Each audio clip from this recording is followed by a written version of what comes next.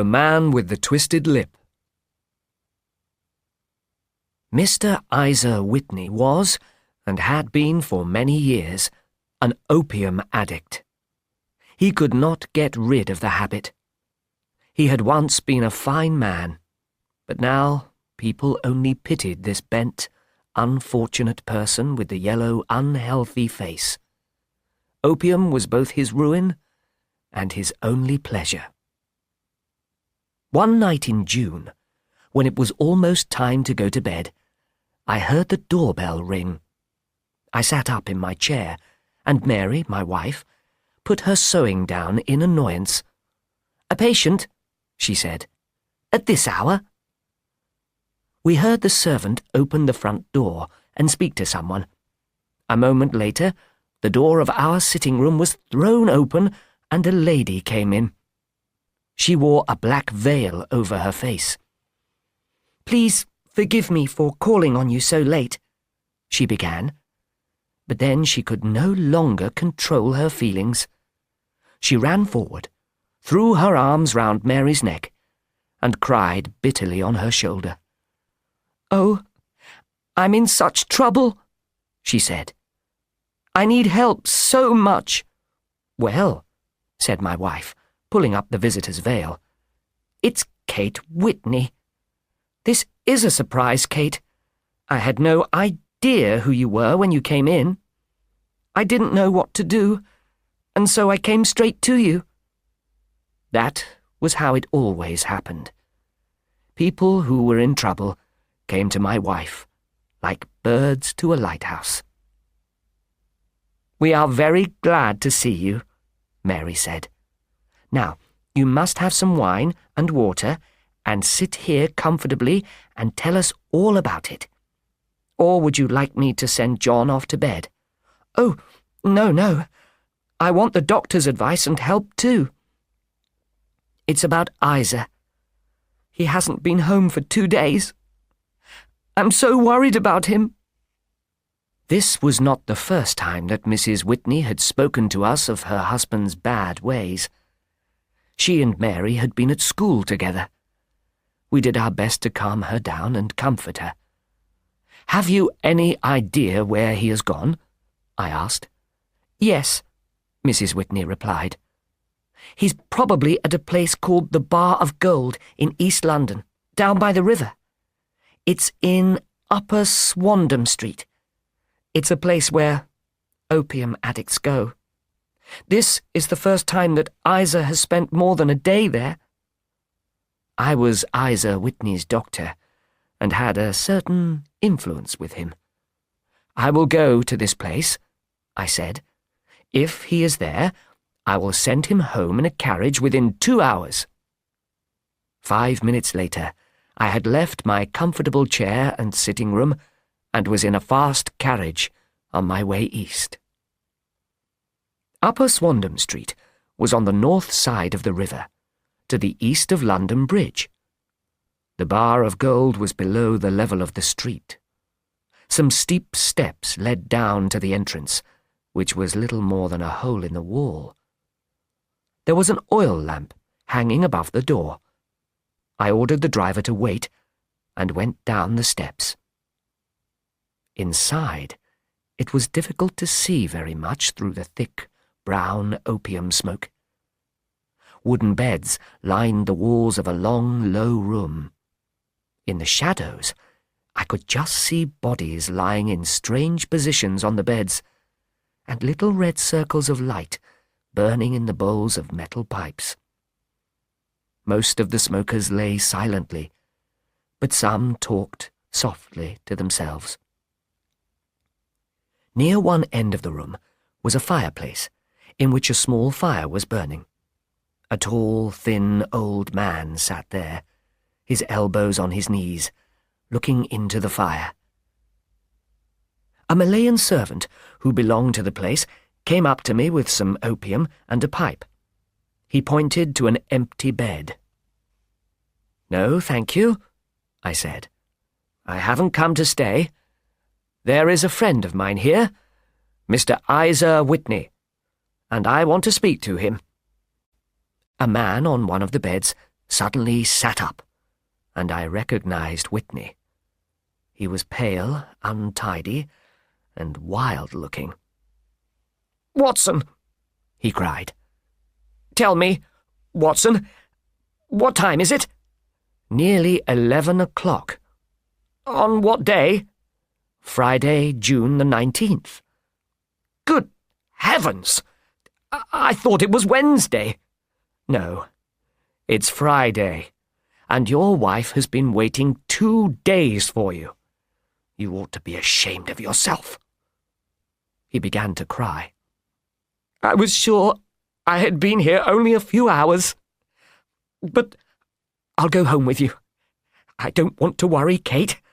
Poor little Kate. Give me your hand. I can't do anything for myself." "Have you come in a carriage?" "Yes, I have one waiting."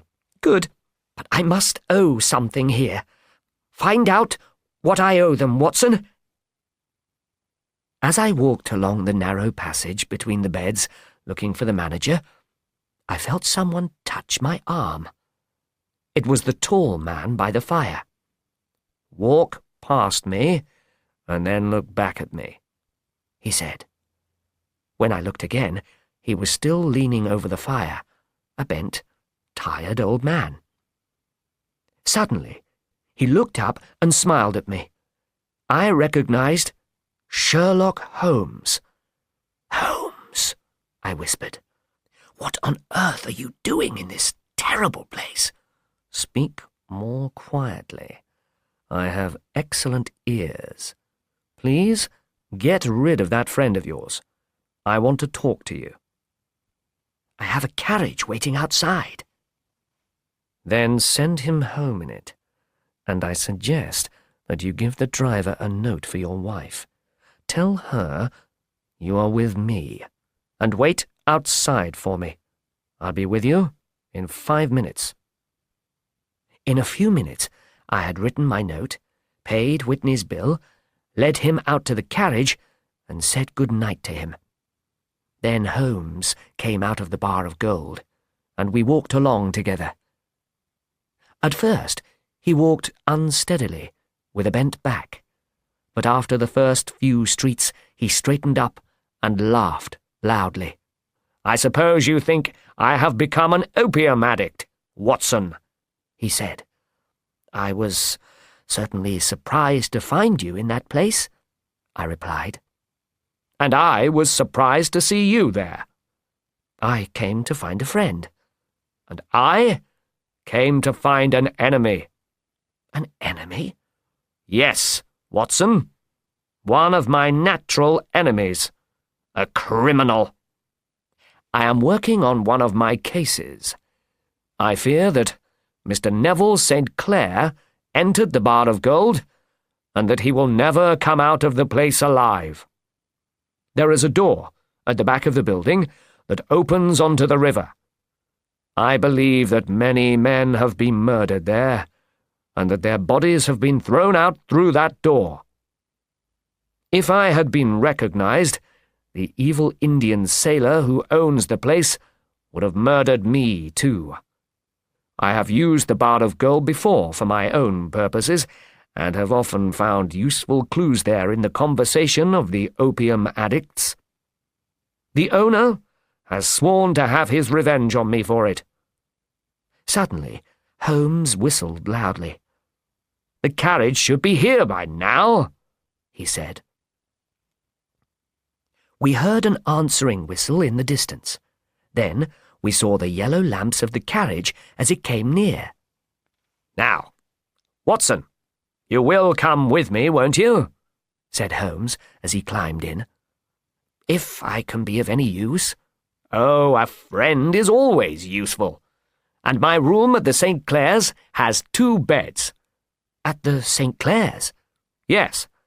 I am staying there while I work on the case." "Where is it, then?" "Near Lee, in Kent. It's a 7-mile drive. Come on." "But I don't know anything about your case." "Of course you don't, but you soon will. Jump up here." "All right, Harold," he said to the driver. "We shan't need you. He handed the man a coin. "Look out for me tomorrow at about 11 o'clock. Good night." For the first part of our drive, Holmes was silent, and I waited patiently for him to begin.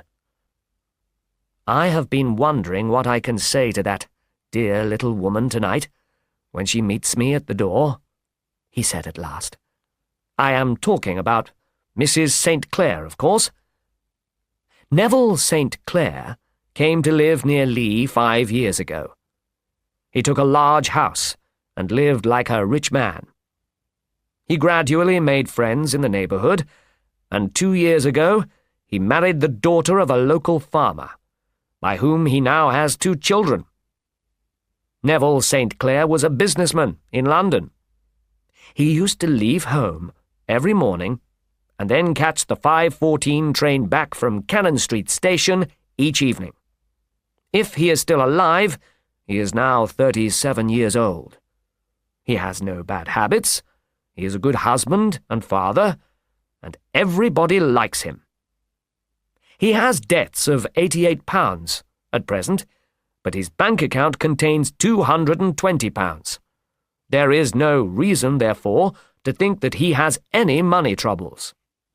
Last Monday, he went into London rather earlier than usual. He said that he had 2 important pieces of business to do that day. He also promised to buy his little boy a box of toy bricks. Now, that same day, his wife happened to receive a telegram from the Aberdeen Shipping Company. This informed her that a valuable package which she was expecting had arrived at the company's offices in London. These offices are in Fresno Street, which is off Upper Swandam Street, where you found me tonight. Mrs. St. Clair had her lunch, caught a train to London, did some shopping, and then went to the shipping company's offices. When she came out, it was 4:35. She walked slowly along Upper Swandam Street, hoping to find a carriage. It was a very hot day, and she did not like the neighborhood at all. Suddenly, she heard a cry, and saw her husband looking down at her from a window on the first floor of one of the houses. He seemed to be waving to her, as if he wanted her to come up. The window was open, and she had a clear view of his face. He looked very worried and nervous. She noticed that he had no collar or tie on, but he was wearing a dark coat, like the one he had put on that morning. Then, very suddenly, somebody seemed to pull him back from the window. Mrs. St. Clair felt sure that something was seriously wrong. She saw that the entrance to the house was below ground level. This was the door of the Bar of Gold. She rushed down the steps and through the front room, and tried to go up the stairs which led to the upper part of the house. But the owner, the Indian sailor I spoke of, ran downstairs and pushed her back. The Malayan servant helped him to push her out into the street. She rushed along Upper Swandam Street and into Fresno Street, where she fortunately found several policemen. They forced their way into the Bar of Gold and went upstairs to the room in which Mr. St. Clair had last been seen. There was no sign of him there. In fact, the only person in the upper part of the house was an ugly cripple who lived there. Both the Indian and this cripple swore that no one else had been in the first-floor front room that afternoon. The policemen were beginning to believe that Mrs. St. Clair had been mistaken, when suddenly she noticed a small wooden box on the table. Realizing what it contained, she tore the lid off and emptied out children's bricks. It was the toy that her husband had promised to bring home for his little boy. Of course, the rooms were now examined very carefully, and the police found signs of a terrible crime. The front room was an ordinary room, with plain furniture, and led into a small bedroom, from which the river could be seen. Along the edge of the river there is a narrow piece of ground which is dry at low tide, but which is covered at high tide by at least 4.5 feet of water. At that time of day, the river is at its highest point. There were drops of blood on the window, and a few drops on the bedroom floor, too.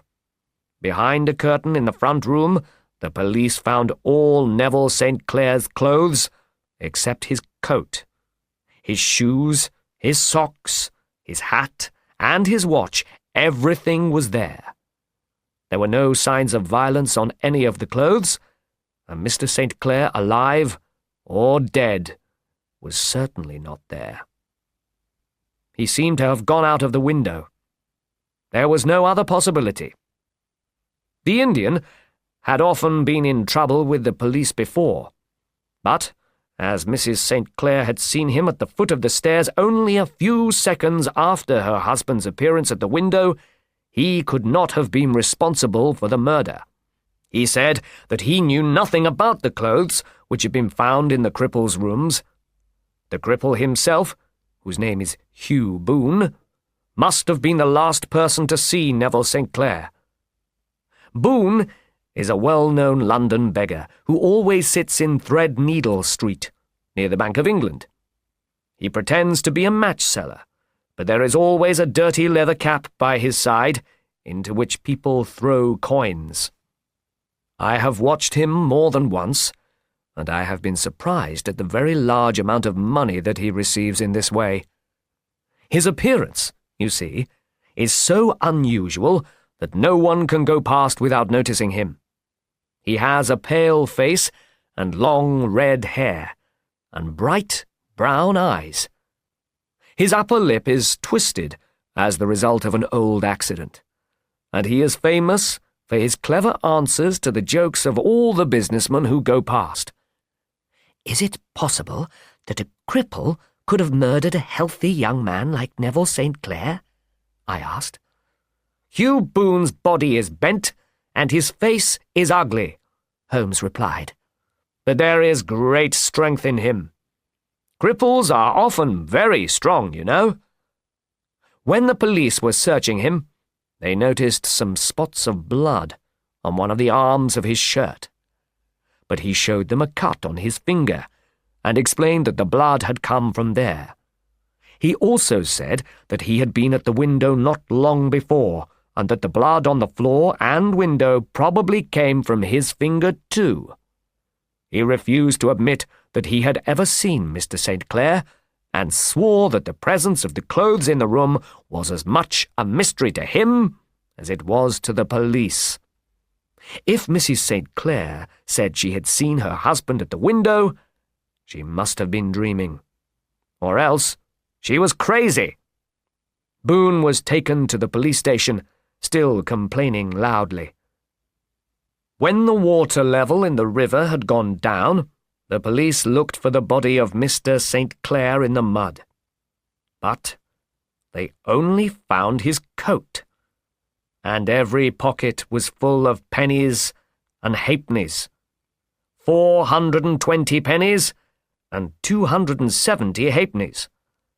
It was not surprising that the coat had not been carried away by the tide, but possibly the body itself had been swept away. Perhaps Boone pushed St. Clair through the window and then decided to get rid of the clothing, which might give clues to the police. But he needed to be sure that the clothes would sink. So he went to the hiding place where he kept the money he earned in Threadneedle Street and began by filling the pockets of the coat and throwing it out. He would have done the same with the rest of the clothing, but just then he heard the police coming up the stairs and quickly closed the window. Boone has been a professional beggar for many years, but he has never been in any serious trouble with the police. He seems to live very quietly and harmlessly. I have to find out what Neville St. Clair was doing in that house, what happened to him while he was there, where he is now, and what Hugh Boone's involvement was in his disappearance. The problem seemed to be an easy one at first, but now I don't think it is so easy. Do you see that light among the trees? That is the St. Clair's house. Beside that lamp, an anxious woman is sitting listening, probably, for the sound of our horse. We drove through some private grounds and stopped in front of a large house. A servant ran out to take charge of our horse. The front door opened before we had reached it, and a small, fair woman in a pink silk dress hurried out to meet us. "Well?" she cried eagerly. "Well?" Perhaps she thought for a moment that Holmes's friend was her lost husband. Holmes shook his head. "No good news?" she asked. "None." "But no bad news either?" "No." "Well, come in. You must be very tired. You have had a long day's work." "This is my friend, Dr. Watson. He has been of great use to me in several of my cases. By a lucky chance, he has been able to come with me this evening." "I am pleased to meet you," said Mrs. St. Clair, pressing my hand warmly. She led us into a pleasant dining room, where there was a cold supper laid out on the table. "Now, Mr. Sherlock Holmes, I have 1 or 2 questions to ask you, and I should like you to answer them truthfully." "Certainly, Mrs. St. Clair." "It is your real opinion that I want to know." "About what?" Holmes asked. "Do you truly believe that Neville is still alive?" Holmes did not seem to like this question. "Truly now?" she repeated, looking at him as he leaned back in his chair. "Truly, then?" "I do not," he answered at last. "You think he is dead?" "Yes." "And that he was murdered?" "I don't know. Perhaps." "And on what day did he die?" "On Monday, June the 15th. "Then, Mr. Holmes, how do you explain this letter that I have received from him today?" Sherlock Holmes jumped out of his chair. "What?" he shouted. "Yes, today." Smiling, she held up an envelope. "May I see it?" "Certainly." In his eagerness, he seized it from her quite rudely, smoothed it out on the table, and examined it very thoroughly. I looked at it over his shoulder. The envelope was a cheap one, and it had been posted at Gravesend in Kent earlier in the day. "The handwriting on the envelope is poor," said Holmes. "Surely this is not your husband's writing, Mrs. St. Clair?" "No, but the letter inside is in his handwriting." "I see that whoever addressed the envelope had to go and find out your address." "How can you tell that?" "The name, you see, is in perfectly black ink, and has been allowed to dry slowly. The address is almost grey, which proves that sand has been thrown on the writing to dry it. The man who wrote this envelope wrote the name first, and then paused for some time before writing the address. The only explanation is that he did not know it. But let us look at the letter. Ah, some object has been enclosed in this." "Yes," said Mrs. St. Clair. "There was a ring. Neville's ring." "And are you sure that this is in your husband's writing?" "Yes, though it's easy to see that he wrote it in a great hurry."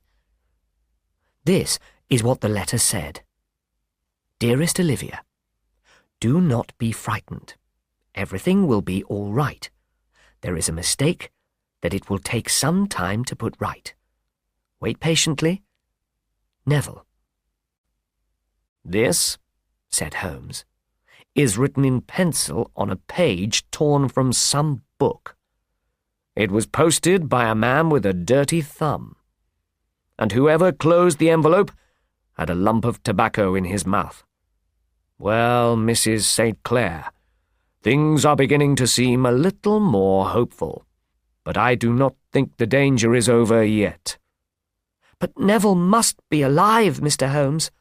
Unless this letter is the work of a clever man. After all, the ring proves nothing. It may have been taken from him.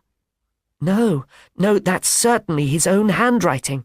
Very well, but the letter may have been written on Monday and only posted today. That is possible. If that is so, many things may have happened between the 2 days. Oh, you must not make me lose hope, Mr. Holmes. I know that Neville is all right. Our relationship is such a strong one that I always know when he has an accident. On that last morning, he cut himself in the bedroom, and although I was in the dining room, I knew immediately that something had happened to him.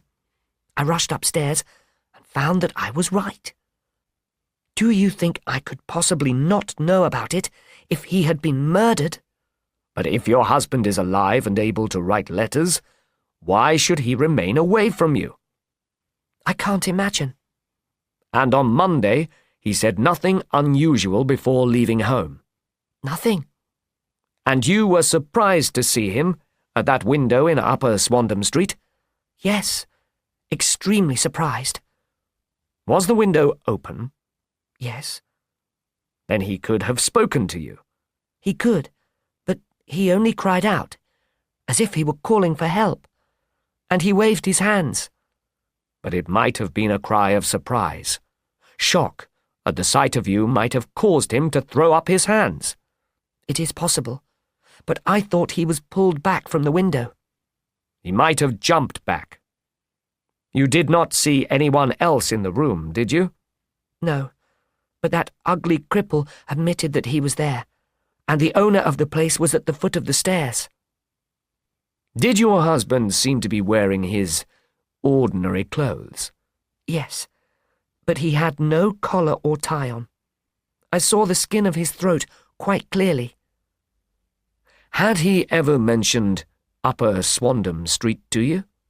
Never. Had he ever shown any signs of having taken opium? No, never. Thank you, Mrs. St. Clair.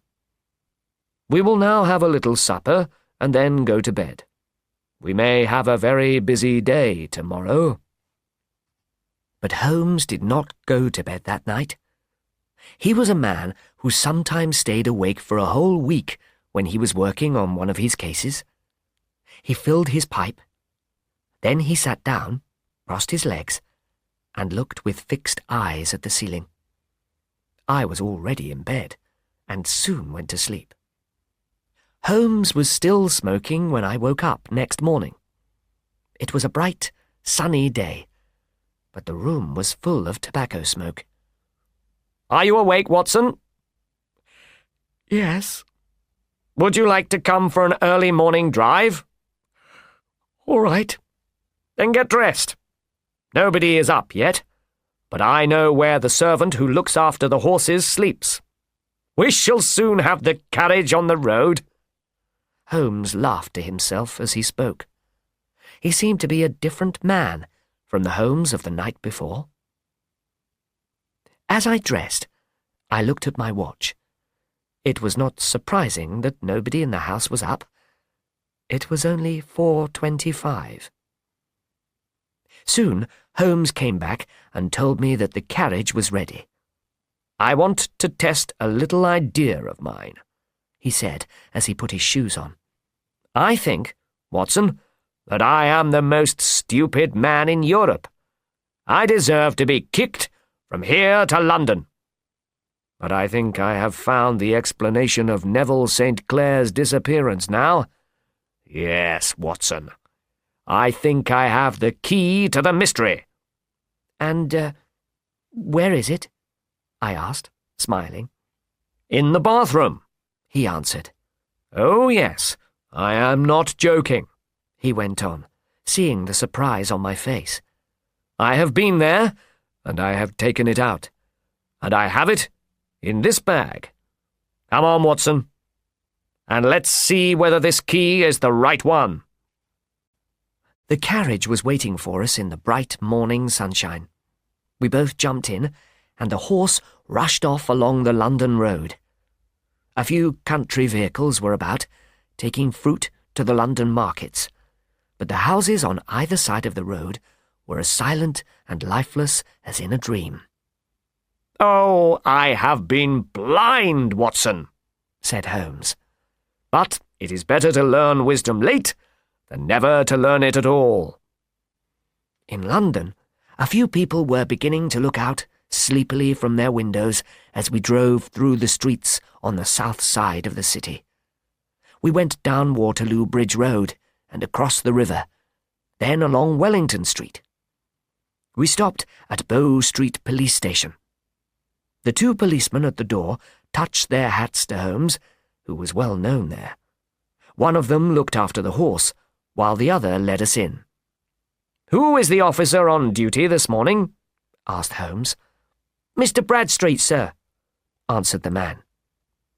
A large, fat man came down the passage just then. "Ah, Bradstreet, how are you?" said Holmes. "I'd like to have a word with you." "Certainly, Mr. Holmes. Let us go into my room." It was a small office with a desk and a telephone. Bradstreet sat down. "What can I do for you, Mr. Holmes?" "I am here in connection with Hugh Boone, the beggar, the man who has been charged with involvement in the disappearance of Mr. Neville St. Clair." "Yes, we are still busy with that case." "You have Boone here?" "Yes, he's locked up." "Is he quiet?" "Oh, he gives no trouble. But he's a dirty man." "Dirty?" "Yes. He doesn't mind washing his hands, but his face is as black as a coal miner's. Well, as soon as his case is settled, he'll have to have a proper prison bath." "I should very much like to see him." "Would you? That can easily be arranged. Come this way. You can leave your bag here." "No, I think I'll take it with me." "Very good. Come this way, please." He led us down a passage, opened a barred door, and took us down some stairs to another white passage. There was a row of doors on each side. "The third door on the right is his," said Bradstreet. "Here it is." He looked through a hole in the upper part of the door. "He's asleep.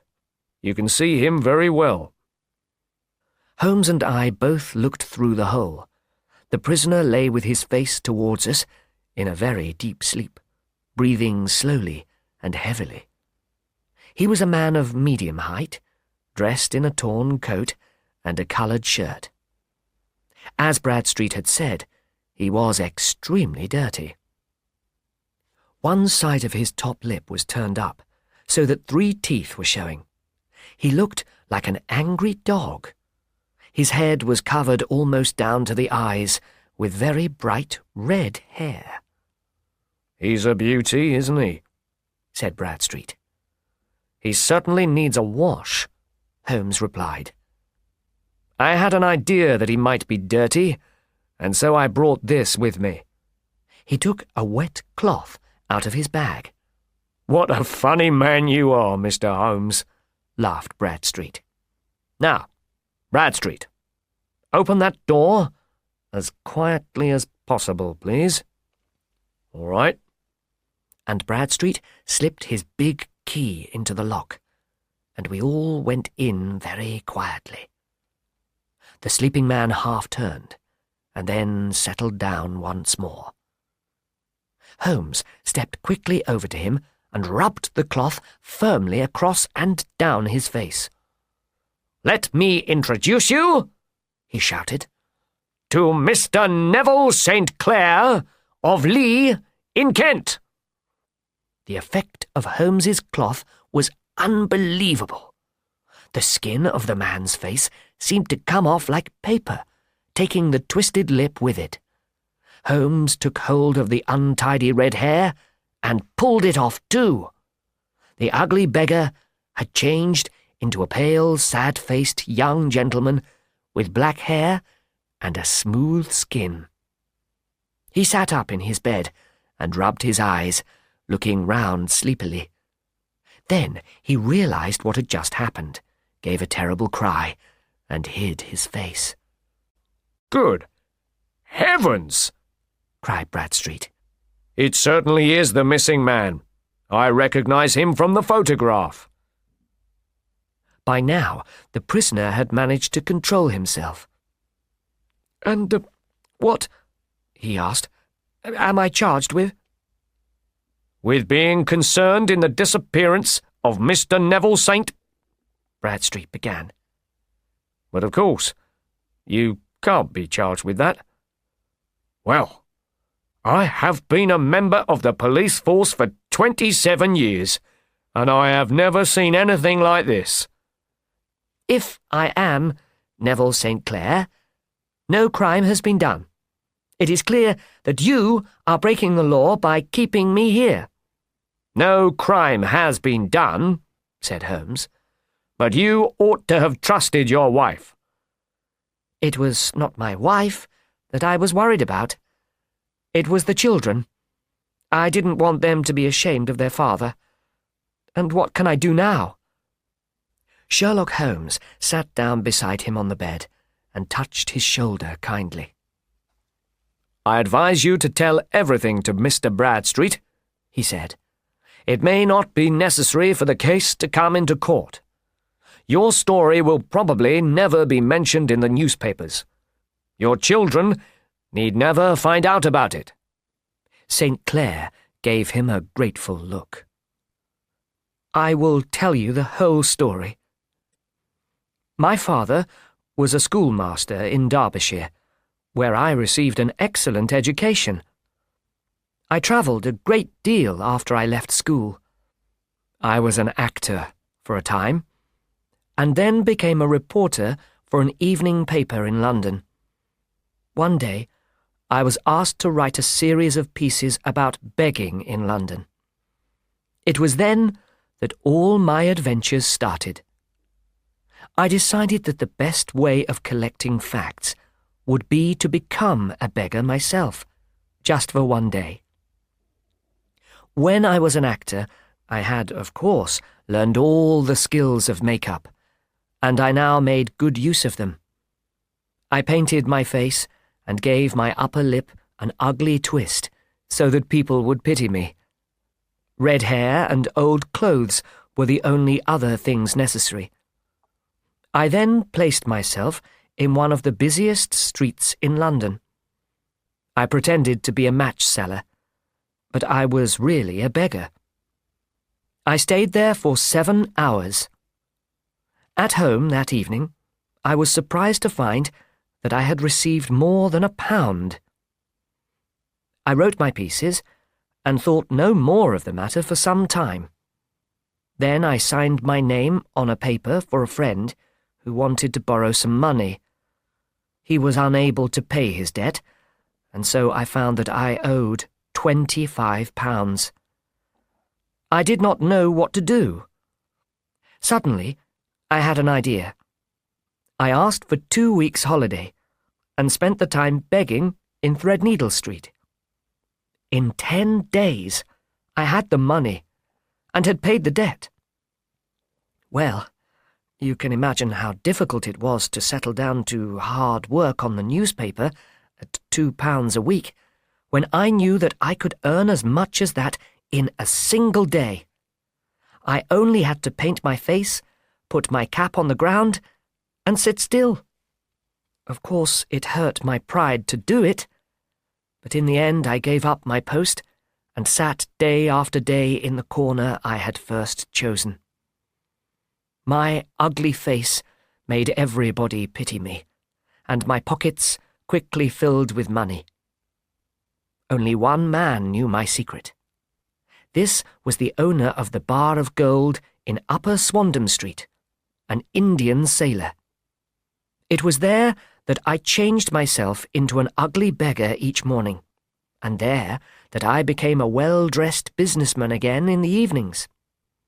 I paid the man well for his rooms, so I knew that my secret was safe with him. Well, very soon I realized that I was saving money fast. I do not mean that any beggar in the streets of London could earn £700 or £800 a year, but I had unusual advantages. My knowledge of make-up helped me a great deal, and my jokes quickly made me almost a public figure. All day and every day the money poured into my cap. I usually received at least £2 in a day. I was almost a rich man. I was able to take a large house in the country, and later to marry. Nobody had any idea where my money really came from. My dear wife knew that I had a business in London. That was all. Last Monday, I had finished for the day and was dressing in my room in Upper Swandon Street when I saw my wife outside. She was looking up at me. This was a great shock to me, and I gave a cry of surprise and threw up my arms to cover my face. I rushed downstairs and begged the owner of the place to prevent anyone from coming up to me. Then I ran upstairs again, took off my clothes, and put on those of Hugh Boone. I heard my wife's voice downstairs, but I knew that she would not be able to come up. I put on my makeup and my false hair as fast as I could. Just then, I realized that the police might search my rooms. I did not want my own clothes to be found. I filled the coat pockets with coins and opened the window. I had cut my finger at home that morning, and the cut opened again. I threw the heavy coat out of the window and saw it disappear into the river. I would have thrown the other clothes out too, but just then I heard the policeman rushing up the stairs. A few minutes later, I was seized as my own murderer, but I was happy that nobody realized who I was. I was determined not to be recognized, and so I refused to wash my face. I knew that my wife would be very anxious about me, and I therefore slipped off my ring and found an opportunity to give it to the owner of the bar of gold, together with a short letter to her. Mrs. St. Clair did not get that note until yesterday, said Holmes. Good heavens, what a terrible week she must have had. The police have been watching the Indian, said Bradstreet, and he must have had great difficulty in posting the letter without being seen. He probably handed it to one of the sailors who come to the Bar of Gold to smoke opium. The man may have forgotten to post it until yesterday. I think you are right, said Holmes. Mr. St. Clair, have you never been charged with begging in the streets? Oh, yes. I have often been to court. But I could easily afford the money I had to pay. Your life as a beggar must stop now, said Bradstreet. If Hugh Boone appears once more in the streets of London, we shall not be able to prevent the newspaper reporters from writing about the case. I swear never to beg again, said St. Clair. In that case, you will hear no more of the matter, said Bradstreet. But if you are ever found begging again, everything will have to be made public. Mr. Holmes, we are very grateful to you for your successful handling of the case. I wish I knew how you got your results. I found the explanation of this affair by sitting in a comfortable armchair and smoking my pipe all night, answered my friend. I think, Watson, that if we drive to Baker Street now, we shall be just in time for breakfast.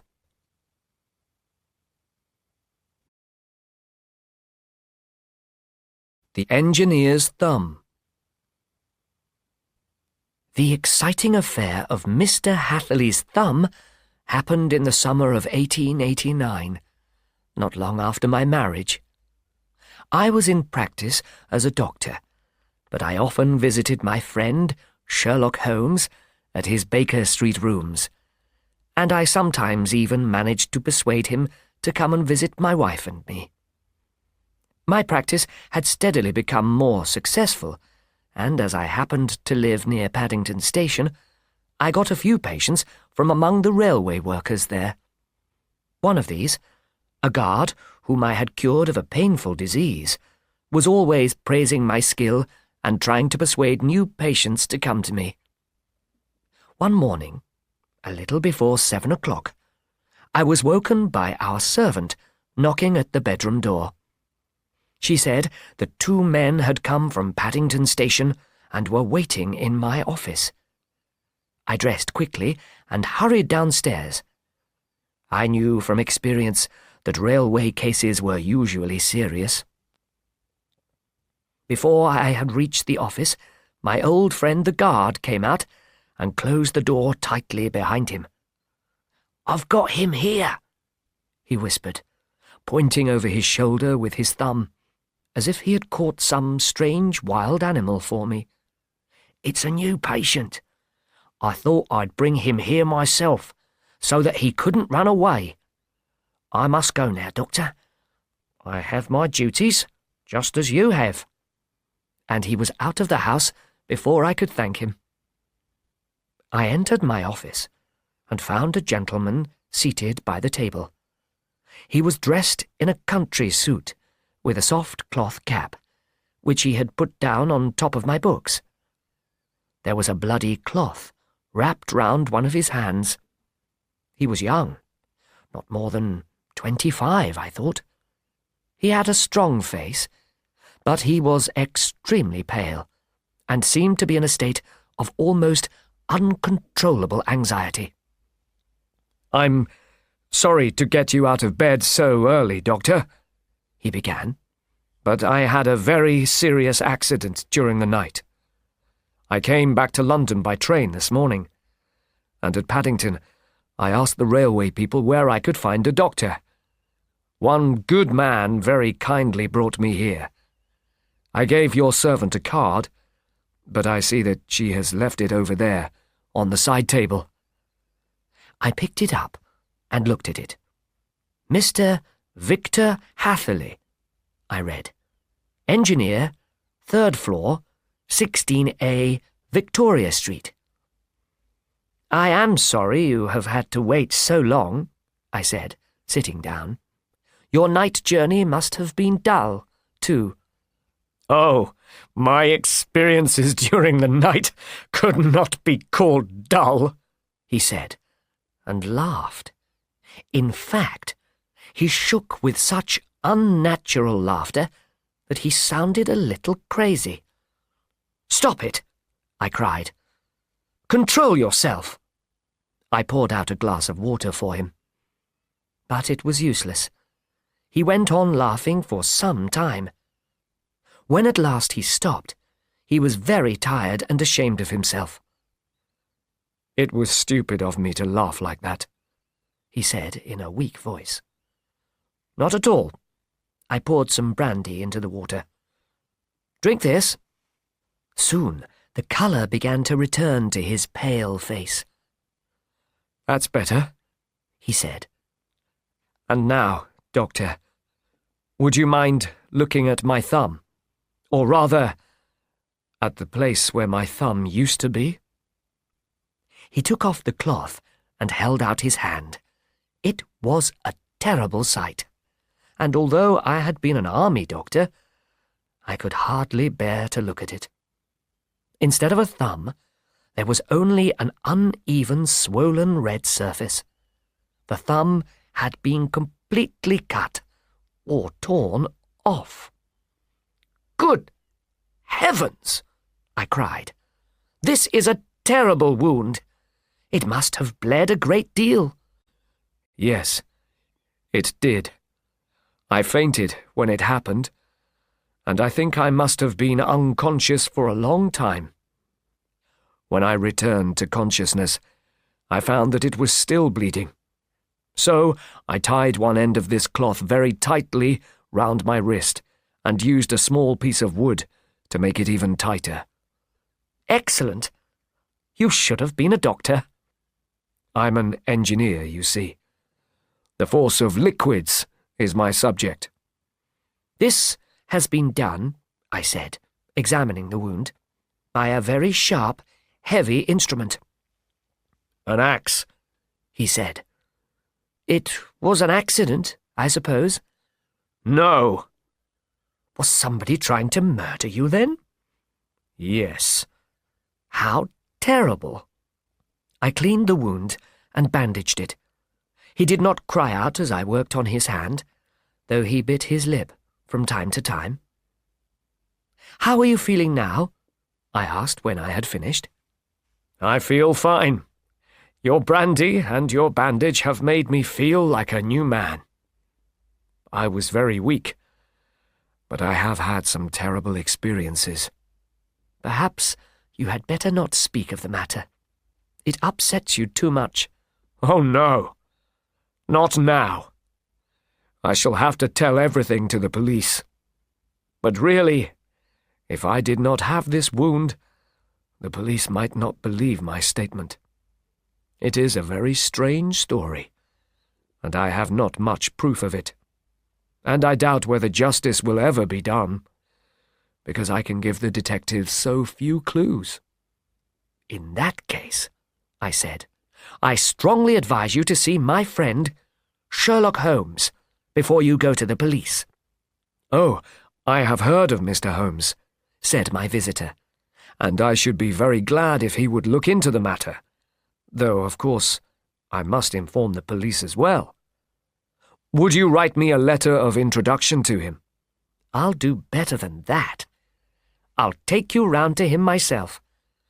You're very kind. We'll call a carriage and go together. We shall arrive just in time to have breakfast with him. Do you feel strong enough to go out? Oh, yes. I shall not feel comfortable in my mind until I have told my story. Then my servant will call the carriage, and I shall be with you in a moment. I rushed upstairs and quickly explained everything to my wife. 5 minutes later, Mr. Hatherley and I were in a carriage on our way to Baker Street. As I had expected, Sherlock Holmes was in his sitting room reading the small personal advertisements in the Times and smoking his pipe. For this early morning smoke, he used all the half-smoked lumps of tobacco from the day before, all carefully dried and collected together. He welcomed us in his usual quiet, pleasant way, and ordered more food for us. Then we all sat round the table and had a good breakfast. When we had finished, Holmes made Mr. Hatherley lie down with a glass of brandy and water within reach. It is easy to see that your experience has been a strange and terrible one, Mr. Hatherley, he said. Please lie down there and make yourself completely at home. Tell us what you can, but stop and have a drink when you are tired. Thank you, said my patient. But I have been feeling quite fresh since the doctor bandaged me, and I think that your excellent breakfast has completed the cure. So, I will begin the story of my strange experiences immediately. Holmes sat down in his big armchair. As usual, the sleepy expression on his face and his half-closed eyes hid his eagerness. I sat opposite him, and we listened in silence to the strange story our visitor told. My parents are dead, he said, and I am unmarried. I live alone, in rooms in London. By profession, I am an engineer, and I have had 7 years of training with Venner and Matheson of Greenwich, the well-known engineers. I completed my training 2 years ago. Not long before that, my father had died, and I received some of his money. So I decided to go into business on my own, and took an office in Victoria Street. The first few years of independent practice are often disappointing. I myself have had an extremely disappointing start. In 2 years, I have had only 3 or 4 jobs and have earned only £27. Every day, from 9 o'clock in the morning until 4 in the afternoon, I waited in my little office, until at last I began to lose heart. I thought that I would never get any work. But yesterday, my clerk came in to say that a gentleman was waiting to see me on business. He brought in a card, too, with the name Captain Lysander Stark printed on it. The captain followed him into the room almost immediately. He was a tall, thin man. I do not think I have ever seen a thinner man than Captain Stark. He had a sharp nose, and the skin of his face was pulled very tightly over the bones. But his thinness did not seem to be the result of any disease. His back was straight, and his eyes were bright. He was plainly but neatly dressed, and seemed to be about 35 or 40 years old. "Mr. Hatherley," he said, and I thought he sounded like a German. "You have been recommended to me, Mr. Hatherley, not only as an excellent engineer, but also as a man who can keep a secret." This polite remark pleased me. "May I ask who it was who spoke so well of me?" I said. "Well, perhaps I had better not tell you that just now. I have also heard that your parents are dead, and that you are unmarried and live alone in London." "That is quite correct," I answered. "But I do not see what connection these things have with my professional ability." "My clerk told me that you wished to speak to me about a professional matter." "Yes, certainly. But everything I have said is important. I have work for you, but secrecy is necessary. Complete secrecy. And of course, we can expect greater secrecy from a man who is alone in the world than from one who lives with his family." "If I promise to keep a secret," I said, "you can trust me to do so." He looked at me carefully as I spoke. "You do promise, then?" he said at last. "Yes, I promise." "You promise complete silence, both before and after doing the work. You promise not to mention the matter at all, either in speech or in writing." "I have already given you my word." "Very good." He suddenly jumped up, rushed across the room, and threw open the door. The passage outside was empty. "That's all right," he said, coming back. "I know that clerks are sometimes eager to know about their master's affairs. Now, it is safe to talk." He pulled his chair up very close to mine, and once again began looking thoughtfully at me. I did not like this. I was beginning to feel impatient with this strange man. "Please tell me why you have come to see me, sir," I said. "My time is valuable." Of course, this was not really true. "Would £50 for a night's work suit you?" he asked. "Yes, very well." I said a night's work, but in fact the work would hardly take an hour. I only want your opinion about a machine which is not working properly. If you show us what is wrong, we shall soon be able to put it right ourselves. Will you do it?" "Yes, I will," I said. "The work appears to be easy, and the pay extremely generous." "Yes. We want you to come tonight, by the last train." "Where to?" I asked. "To Ayford, in Berkshire. It is a little village about 7 miles from Reading. There is a train from Paddington which will get you there at about 11:15. "Very good. I will come to Ayford Station in a carriage to meet you." "Do you live far from the station, then?" I asked. "Yes. Our house is right out in the country, more than 7 miles away." Then we shall not reach your house before midnight.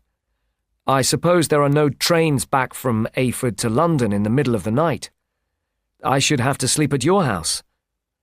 Oh, yes, we can easily give you a bed. That is not very convenient. Couldn't I come at some other time? We have decided that the night is the best time. The unusually high pay will be your reward for the trouble. But of course, you are perfectly free to refuse the work if you wish. I thought of the £50. I thought how very useful the money would be to me. I do not want to refuse, I said. I will do whatever you want. But I should like to understand a little more clearly what it is you wish me to do. Of course. I will explain everything to you. But it is very secret. Are you quite sure that nobody can hear what we are saying? Quite sure, I replied. Then I will explain. A few years ago, I bought a house and a small piece of land, about 10 miles from Reading. I discovered that the soil in one of my fields contained fuller's earth.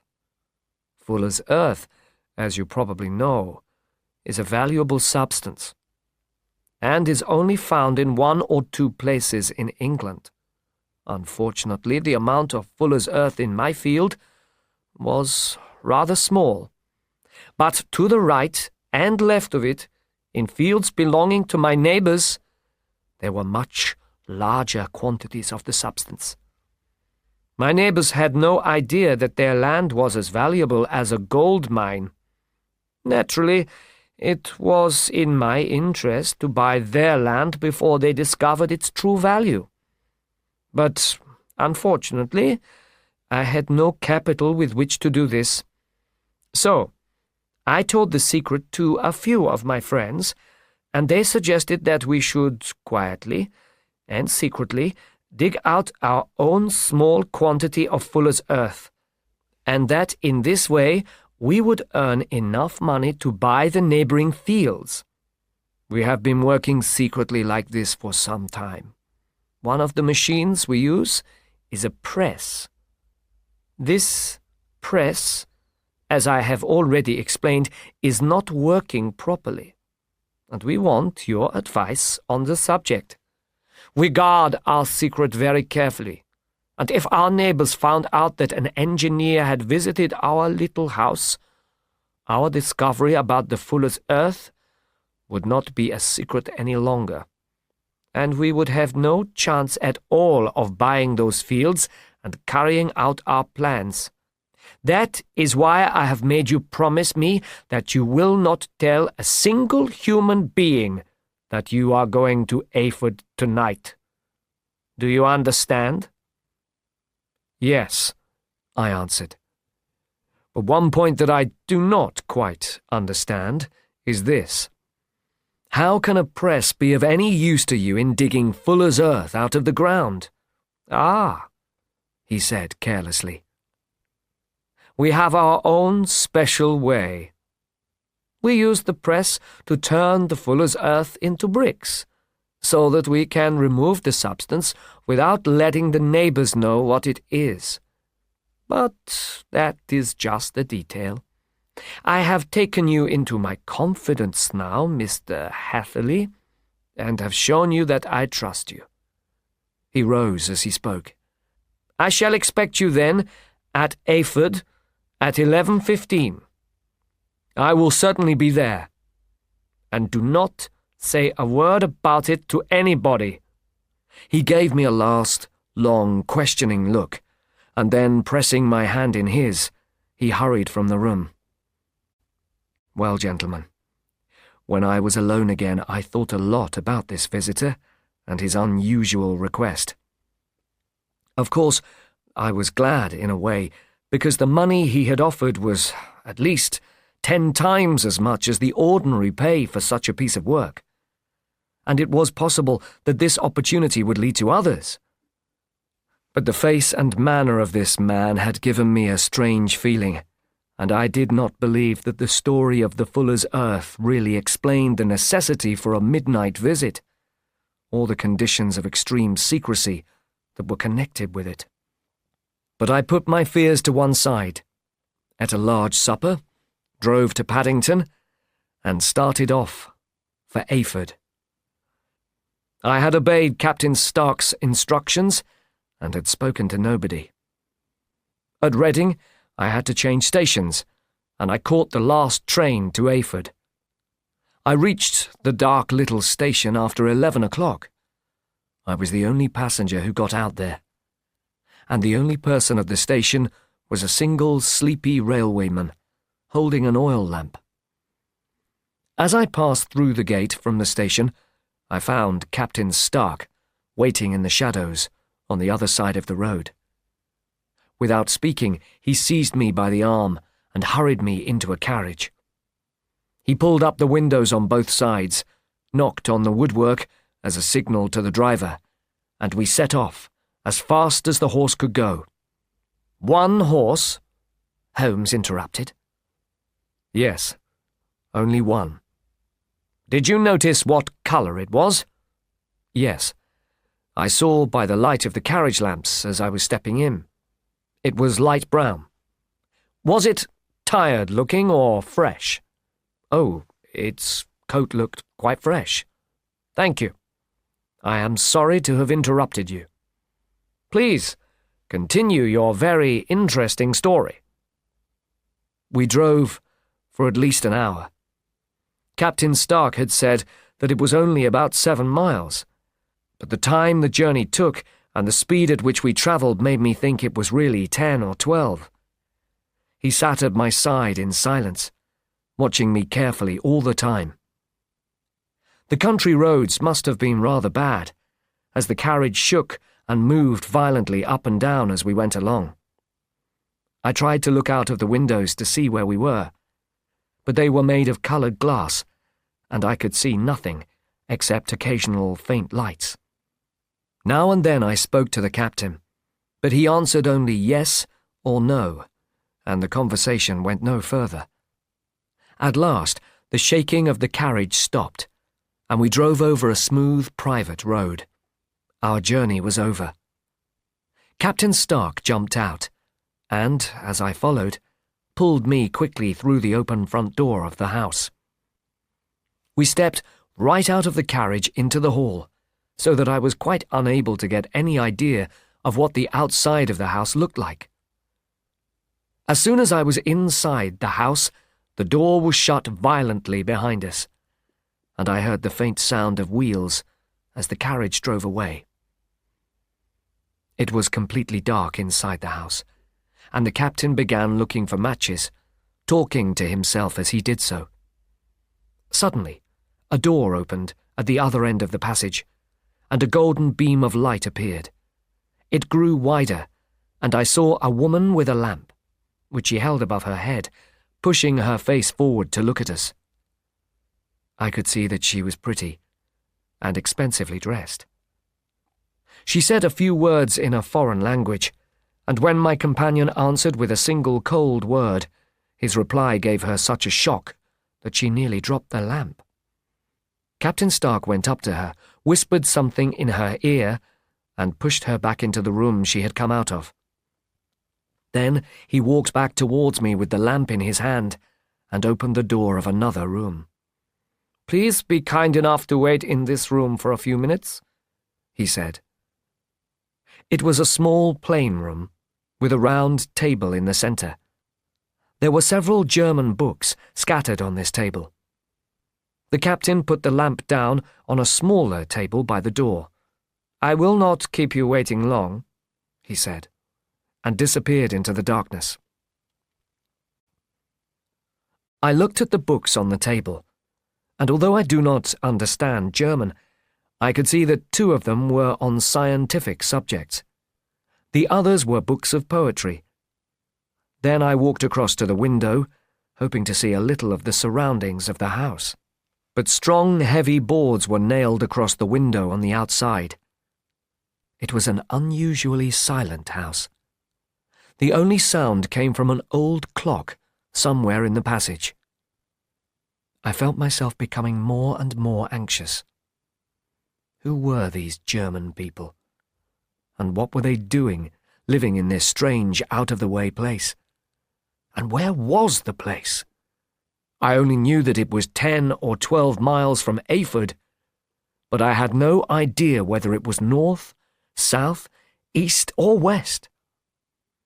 Of course, Reading, and possibly other large towns, were about the same distance away, but the complete stillness made it clear that Captain Stark's house was right out in the country. I walked anxiously up and down the room, singing to myself under my breath to give myself courage, and feeling that I was thoroughly earning my £50. Then, without a sound, the door of the room swung slowly open, and I saw the woman standing there. Behind her was the darkness of the hall, and the yellow light from my lamp shone on her eager and beautiful face. It was easy to see that she was in a state of extreme fear, and as a result, my own blood turned to ice. She held up one shaking finger to warn me to be silent. Her eyes, as she looked back into the dark passage, were like those of a frightened horse. "You must go away," she whispered, in broken English, with an effort to speak calmly. "There is no good here for you to do." "But I have not yet done what I came to do. I cannot possibly leave until I have seen the machine." "You will gain nothing by staying," she went on. "You can pass through the door. Nobody prevents you." And then, seeing that I only smiled and shook my head, she suddenly gave up her attempt to speak calmly and took a step forward. "For the love of heaven," she said, stretching out her hands towards me, "get away from here before it is too late." But it is not easy to make me change my mind, and difficulties only make me more determined. I thought of my £50, of the tiring journey I had just made, and of the unpleasant night that was just beginning. Must all this be completely wasted? Why should I run away without carrying out my orders, and without receiving my pay for the night's work? Maybe this woman was crazy. Though her warning had worried me, I still shook my head firmly, and said I would stay. She would have gone on trying to persuade me, but just then we heard the noisy closing of a door upstairs, and the sound of footsteps on the stairs. She listened for a moment, threw up her hands in hopelessness, and then disappeared as suddenly and silently as she had come. When Captain Stark came back into the room, there was another man with him. This second man was short and fat, with a beard like a goat's growing out of the folds of his round face. The captain introduced him to me as Mr. Ferguson.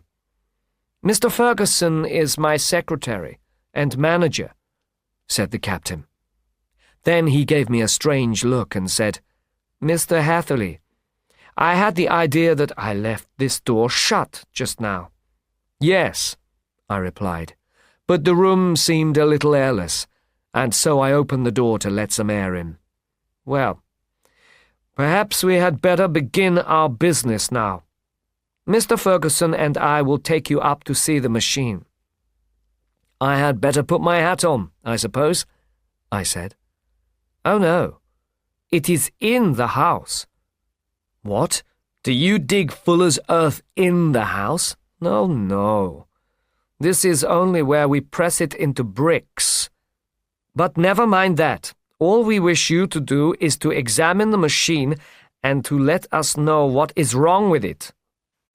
We went upstairs together, the captain first, with the lamp, the fat manager and myself behind him. It was the kind of old house in which it would be easy to get lost, full of passages, narrow stairways, and little low doors. There were no floor coverings, and above the ground floor there seemed to be no furniture at all. I tried to appear calm and cheerful, but I had not forgotten the warnings of the lady, and I watched my two companions anxiously. Ferguson appeared to be a bad-tempered and silent man, but I could tell from his voice that he was at least an Englishman. At last, Captain Stark stopped outside a low door, which he unlocked. The room inside was small and square, so small, in fact, that the three of us could hardly have gone inside at the same time. Ferguson remained outside, and I went in with the captain. "We are now," he said, "actually inside the press, and it would be extremely unpleasant for us if anyone turned it on. The ceiling of this little room is really the moving part of the press, and it comes down with very great force on this metal floor. The machine still works, but it seems to be sticking, and it has lost some of its power. I should like you to examine it, please, and to show us how we can put it right." I took the lamp from him and examined the machine very thoroughly. It was certainly a very large and powerful one. When I went back outside and pressed down the handles that controlled it, I could tell from the soft whistling sound that there was a slight escape of water from one part into another. This was the explanation for the loss of pressure. A further examination showed that one of the rubber seals in the press had become worn and thin, and this was how the water was escaping. I pointed this out to my companions, who listened very carefully to what I said, and asked several questions about what they should do to put the problem right. When I had made it clear to them, I went back inside the machine and had another good look at it, to satisfy my own desire to find out what it was. I realized that the story of the Fuller's Earth was a complete lie. It was impossible to believe that such a powerful machine could be intended for such a purpose. The walls were made of wood, but the floor was like a kind of iron bath. When I examined this more closely, I saw that it was coated with another sort of metal, in a fine powder. I had bent down and was feeling this to find out exactly what it was, when I heard a few angry words in German and saw the captain looking down at me. "What are you doing in there?" he asked. I was feeling angry with him for telling me lies. "I was admiring your Fuller's Earth," I said. "I think you ought to have told me the real purpose of your machine before asking me to advise you about it." As soon as I had spoken, I wished I had not. A cold, hard expression came into Captain Stark's face, and I saw that his grey eyes were full of hatred. "Very well," he said. "I will show you everything about the machine." He took a step backwards, shut the little door, and quickly turned the key. I rushed towards it and pulled at the handle. Then I pushed and kicked at the door, but it held firm. "Captain Stark! Captain Stark!" I shouted.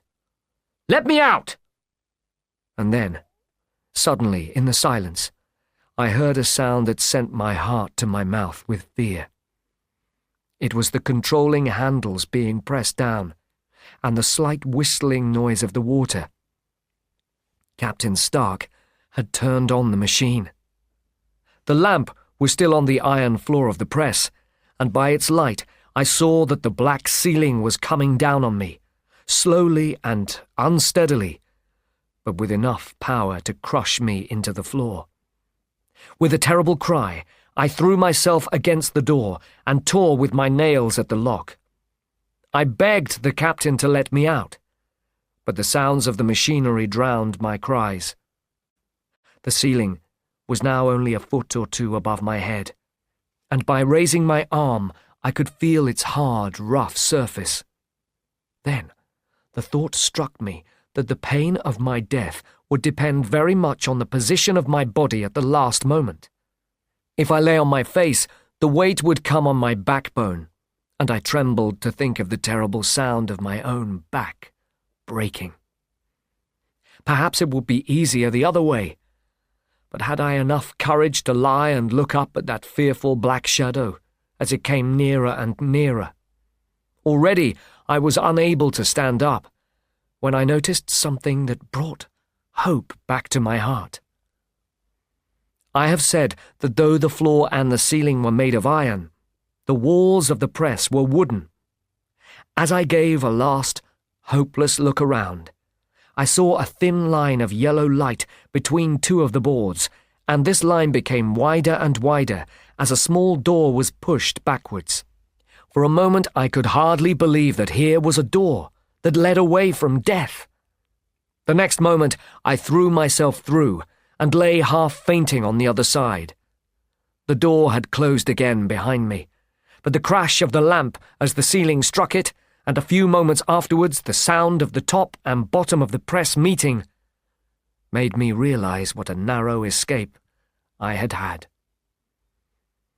Suddenly, as I lay outside the press, I felt somebody pulling at my wrist, and I saw that I was on the stone floor of a narrow passage, and a woman with an oil lamp in her hand was bending over me. It was the same good friend whose earlier warning I had so stupidly failed to take seriously. "Come, come," she cried. "They will be here in a moment. They will see that you are not there.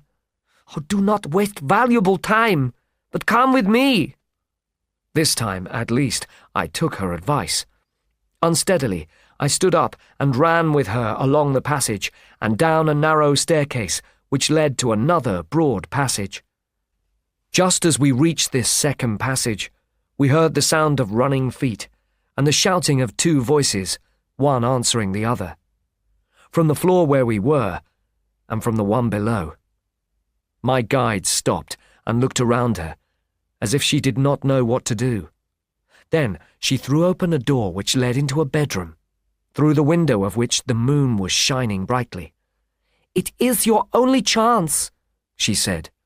"The window is high up, but perhaps you can jump out." As she spoke, a light appeared at the other end of the passage, and I saw the thin figure of Captain Stark rushing forward with a lamp in one hand and an axe in the other. I rushed across the bedroom, threw open the window, and looked out. How quiet and pleasant the garden looked in the moonlight. It was about 30 feet down. I climbed out, but did not jump immediately, as I wanted to hear what was about to happen between Stark and the lady who had saved me from death. If it were necessary, I was determined, whatever the risk, to return and help her. This thought had hardly flashed through my mind before he was at the door, pushing his way past her, but she threw her arms around him and tried to hold him back. "Fritz! Fritz, remember your promise after the last time," she cried in English. "You said it would never happen again. He will not tell anyone. Oh, I'm sure he will not." "You are crazy, Elise," he shouted, struggling to free himself. "You will be the ruin of us. He has seen too much. Let me pass, I say." He pushed her to one side, rushed to the window, and struck at me with his axe.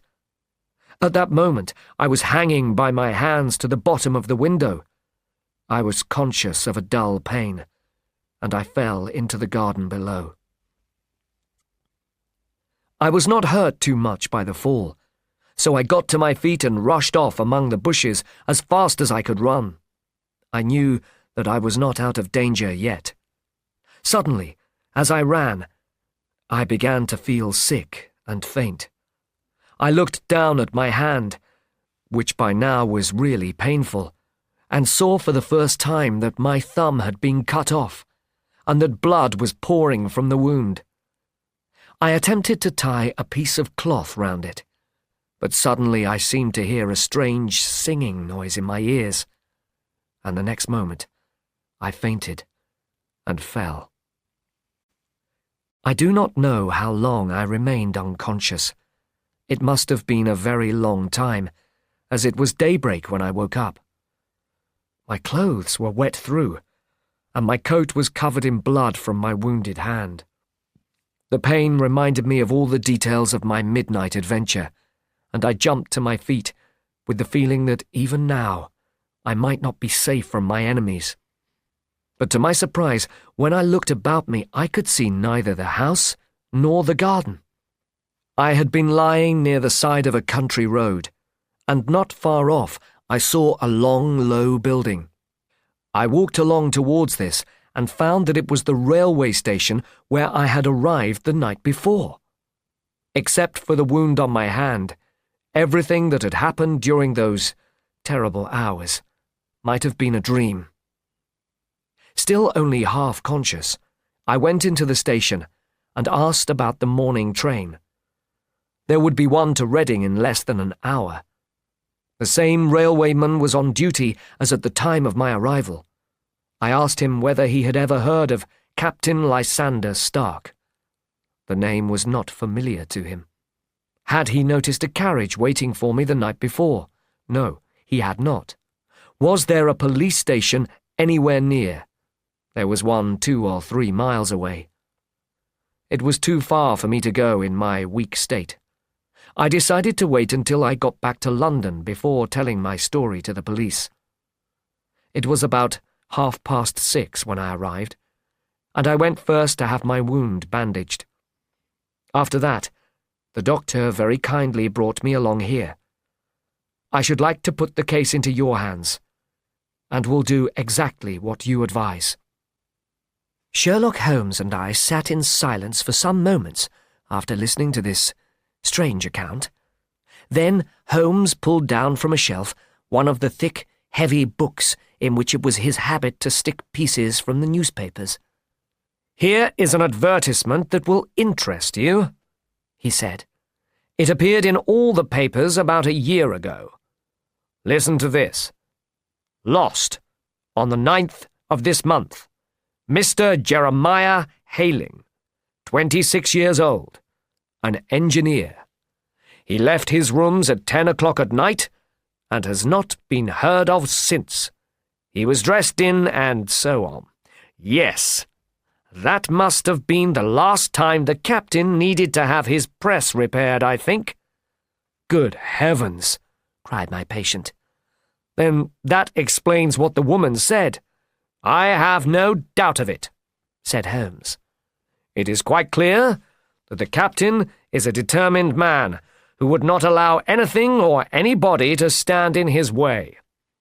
Well, every moment is important, and so, if you feel strong enough, Mr. Hatherley, we will go to Scotland Yard, and then to Ayford." 2 hours later, we were all in the train together, on our way from Reading to the little Berkshire village. There were Sherlock Holmes, Mr. Hatherley, the engineer, Bradstreet, the Scotland Yard detective, a young policeman, and myself.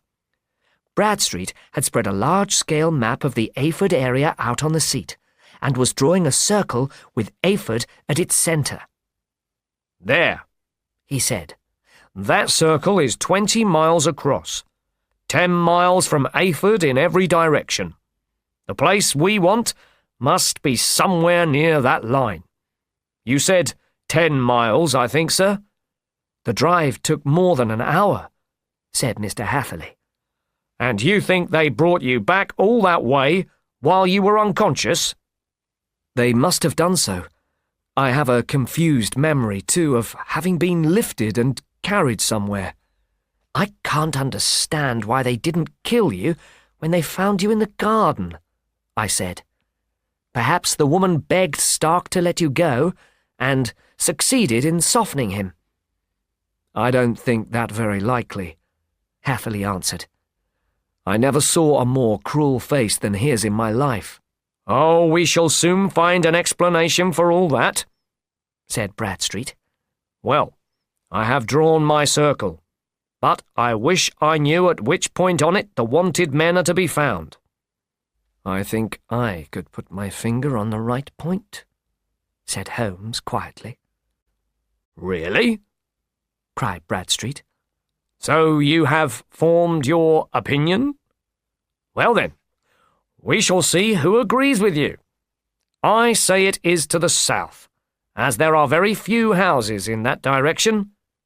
And I say east, said Hatherley. I think it is to the west, said the second policeman. There are several quiet little villages up there. And I think it is to the north, I said, because there are no hills there, and Mr. Hatherley says that he did not notice the carriage going up any. Bradstreet laughed. So, we have opinions for north, south, east, and west. Which do you agree with, Mr. Holmes? I don't agree with any of them, Holmes answered. But we can't all be wrong. Oh, yes, you can. This is my point, he said, placing his finger on the centre of the circle. This is where we shall find them. But how do you explain the 10-mile drive? Asked Hatherley in surprise. 5 miles out and 5 back. Nothing could be simpler. You said yourself that the horse was quite fresh when you got in. That would be completely impossible if the horse had just gone 10 miles over rough roads. Yes, said Bradstreet thoughtfully. It's quite a likely explanation. Of course, it is not difficult to guess what kind of men these are. Yes, said Holmes. They are forgers of coins on a large scale. The press is used to form the mixture with which they make a metal that looks like silver. We have known for some time that a clever group was at work, said Bradstreet. They have made many thousands of forged silver coins. We even had clues which led to Reading. But we could get no further. They had covered their tracks too cleverly. But now I think they are about to fall into our hands. But Bradstreet was mistaken. Those criminals never fell into the hands of the police. As our train came into Ayford Station, we saw a broad line of smoke rising into the air behind some trees in the neighbourhood of the village. "Is there a house on fire?" Bradstreet asked, as soon as we had got out. "Yes, sir," said the station-master. "When did the fire break out?" "I hear that it was during the night, sir, but it has got worse, and by now the house is almost completely destroyed." "Whose house is it?" "Dr. Betcher's." "Tell me," Hatherley interrupted, "is Dr. Betcher a German, very thin, with a long, sharp nose?" The station-master laughed loudly. "No, sir.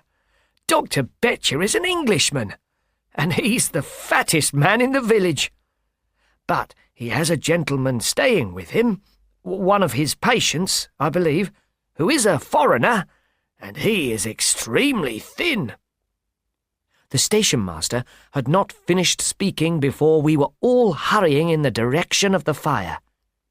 In front of us, on a low hill, there was a large white house. Smoke and flames were coming out of every window, while in the garden, in front, 3 fire engines were attempting, with little success, to control the fire. "That's the house!" cried Hatherley in great excitement. "There are the bushes where I lay, and that second window is the one that I jumped from." "Well, at least," said Holmes, "you have had your revenge on them. I have no doubt that it was your oil lamp which, when it was crushed in the press, set fire to the wooden walls, though no doubt Stark and Ferguson were too excited by their hunt for you to notice it at the time. Now, keep your eyes open in this crowd for those 2 men, though I fear that by now they are almost at the other end of England." And Holmes was right in his guess. From that day to this, nothing has ever been heard of the beautiful woman, the cruel German, or the bad-tempered, silent Englishman. Early that morning, a farmer had met a cart containing several people and some very large boxes. They were driving fast in the direction of Reading. But the criminals left no further signs, and even Holmes failed to discover any clues. We learnt that the fireman had found a human thumb, recently cut off, at a window on the second floor of the house. At about sunset they succeeded in putting the fire out, but by that time the roof had fallen in, and almost nothing remained of the forger's machinery inside the house. Large amounts of different metals were found in a building behind the house, but it was clear that the criminals had taken their stores of forged coins away with them in the boxes. The mystery of how Mr. Hatherley had been carried from the garden to the roadside was quickly solved when Holmes found a double line of footprints in the soft earth. The engineer had been carried out by two people, one of whom had very small feet, and the other unusually large ones. On the whole, it was most likely that the silent Englishman, less fearless or less cruel than the German captain, had helped the woman to carry the unconscious man out of the way of danger. "Well," said Hatherley a little sadly, "it has been a strange affair for me. I have lost my thumb, and I have lost £50 in pay. And what have I gained?" "You have gained experience," said Holmes, laughing. "And you have now got a true and interesting story of your own, which you will be able to tell every day for the rest of your life."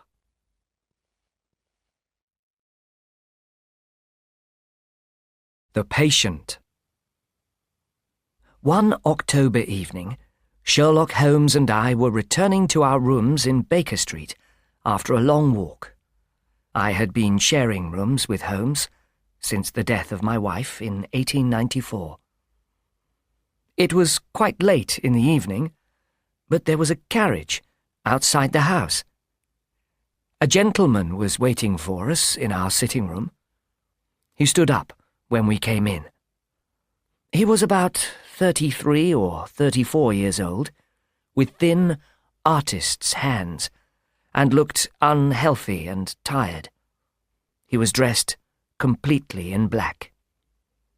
"Good evening," Holmes said to him cheerfully. "Please sit down again. What can I do to help you?" "My name is Dr. Percy Trevelyan," said our visitor, "and I live at 403 Brook Street." "You have written a book on catalepsy, haven't you?" I asked.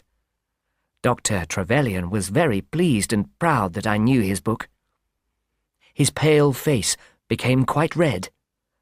"I thought that the book had been completely forgotten," he said.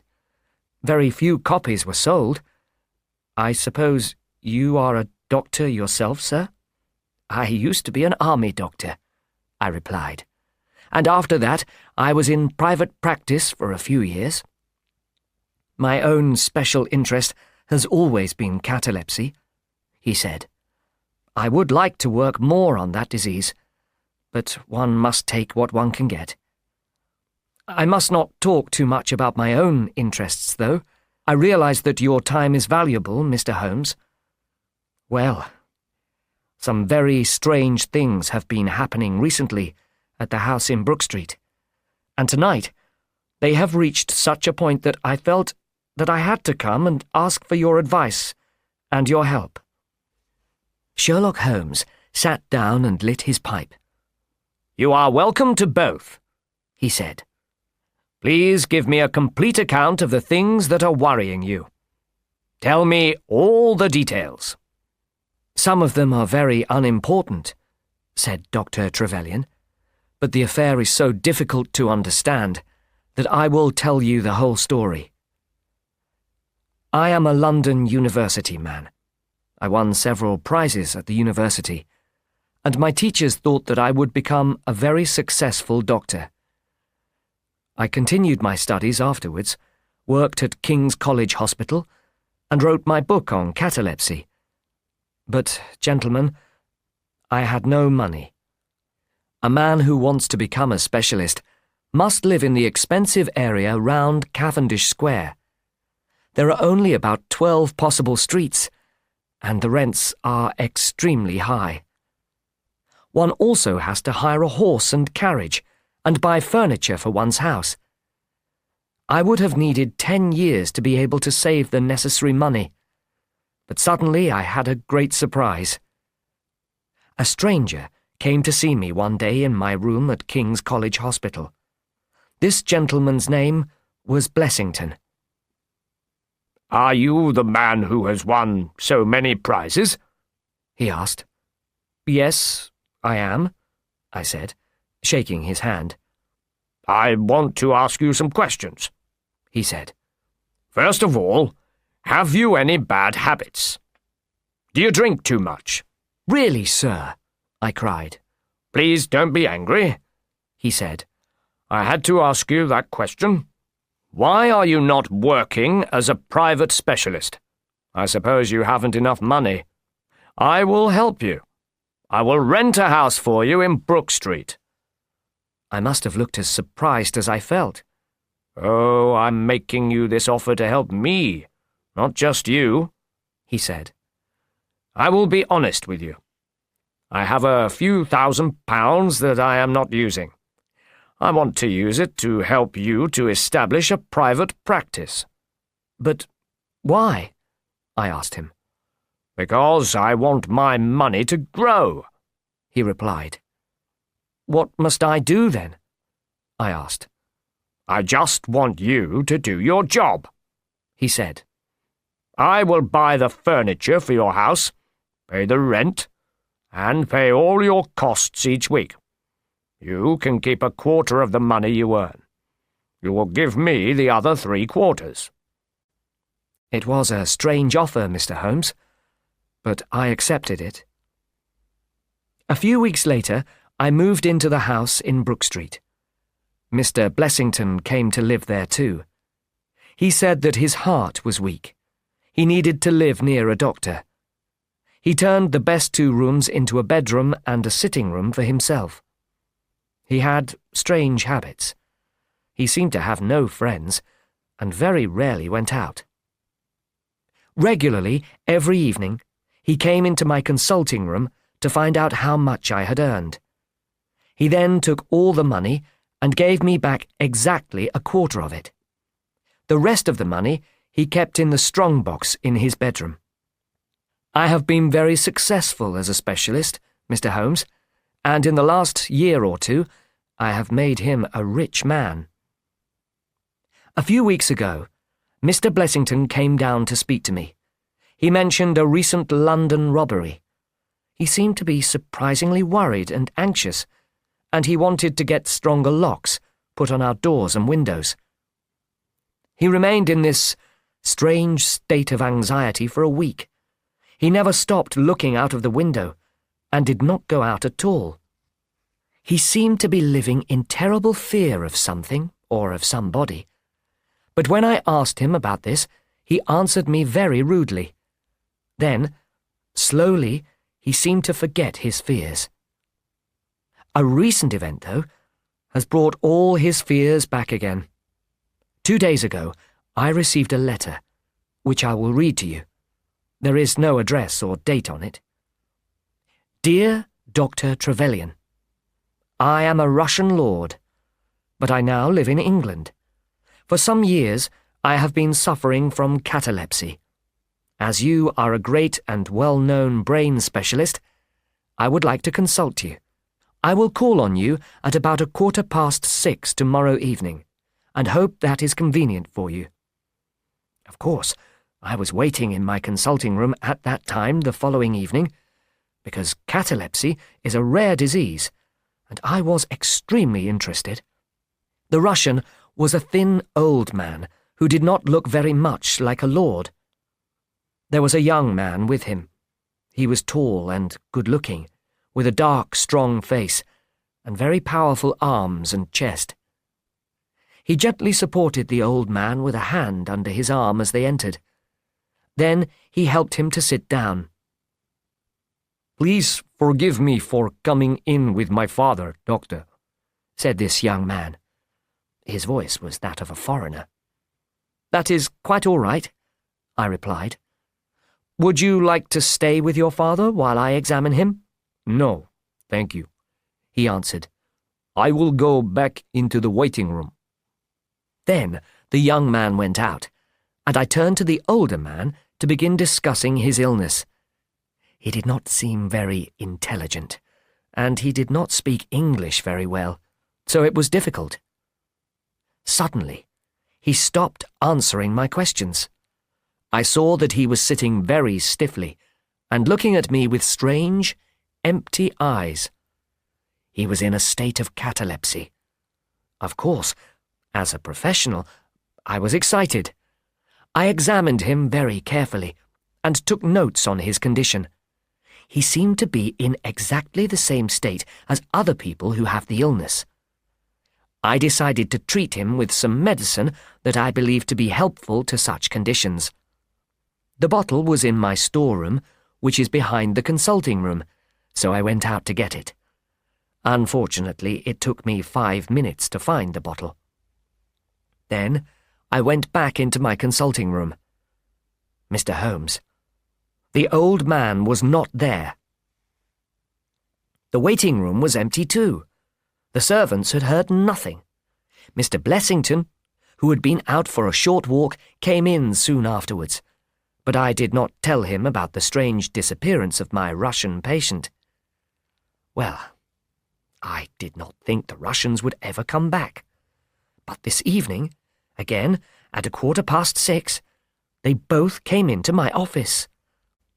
"I am very sorry that I left so suddenly yesterday, Doctor," said the old man. "I was certainly surprised," I replied. "I can explain it," he said. "When my catalepsy goes away, my mind is always empty. I do not remember what has been happening. Yesterday I woke up confused in a strange room. I did not know where I was, so I simply got up and walked out into the street. "And when I saw my father coming out of your consulting room," said the son, "I thought that the examination was over. I did not realize what had really happened until we reached home." "Well," I said, laughing, "I understand everything now." I turned to the older man. "I will continue the examination now, sir, if you wish."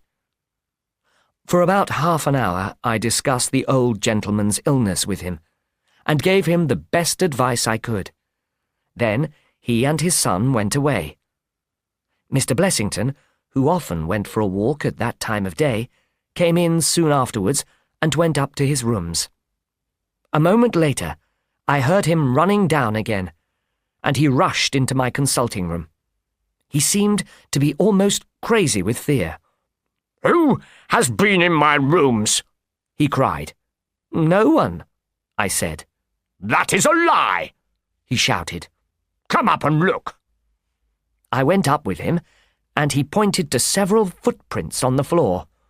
"Those are certainly not the marks of my feet," Mr. Blessington said. They were much larger, and seemed to be quite fresh.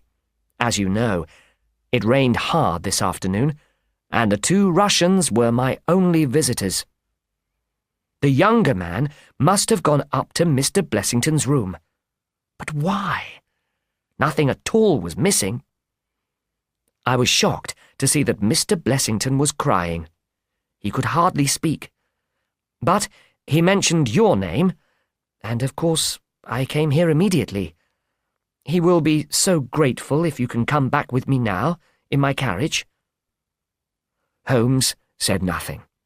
He simply gave me my hat, picked up his own, and followed Dr. Trevelyan out of the room. A quarter of an hour later, we arrived at the house in Brook Street. A servant let us in, but suddenly somebody turned off the light in the hall. We heard the person say in a frightened voice, "I have a gun. If you come any nearer, I will shoot you." This is very stupid behaviour, Mr. Blessington, cried the doctor angrily. Oh, it is you, Doctor, said the voice. But who are these other gentlemen?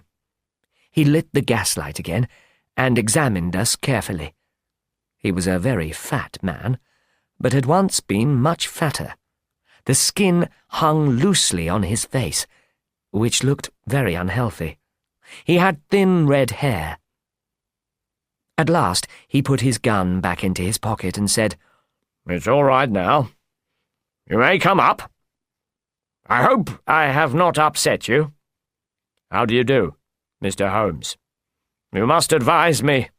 I suppose that Dr. Trevelyan has told you what has happened? Yes, he has, said Holmes. Who are these two strangers, Mr. Blessington? And why are they your enemies? I really don't know, the fat man answered. But please, come up to my rooms. We went with him into his bedroom. It was large and comfortable. Pointing to a big black box at the end of the bed, Mr. Blessington said, I have never been a very rich man, Mr. Holmes, and I don't like banks. I don't trust them. All my money is in that box, so of course I am very worried about this whole affair. Holmes looked at Blessington in his strange way, and then shook his head.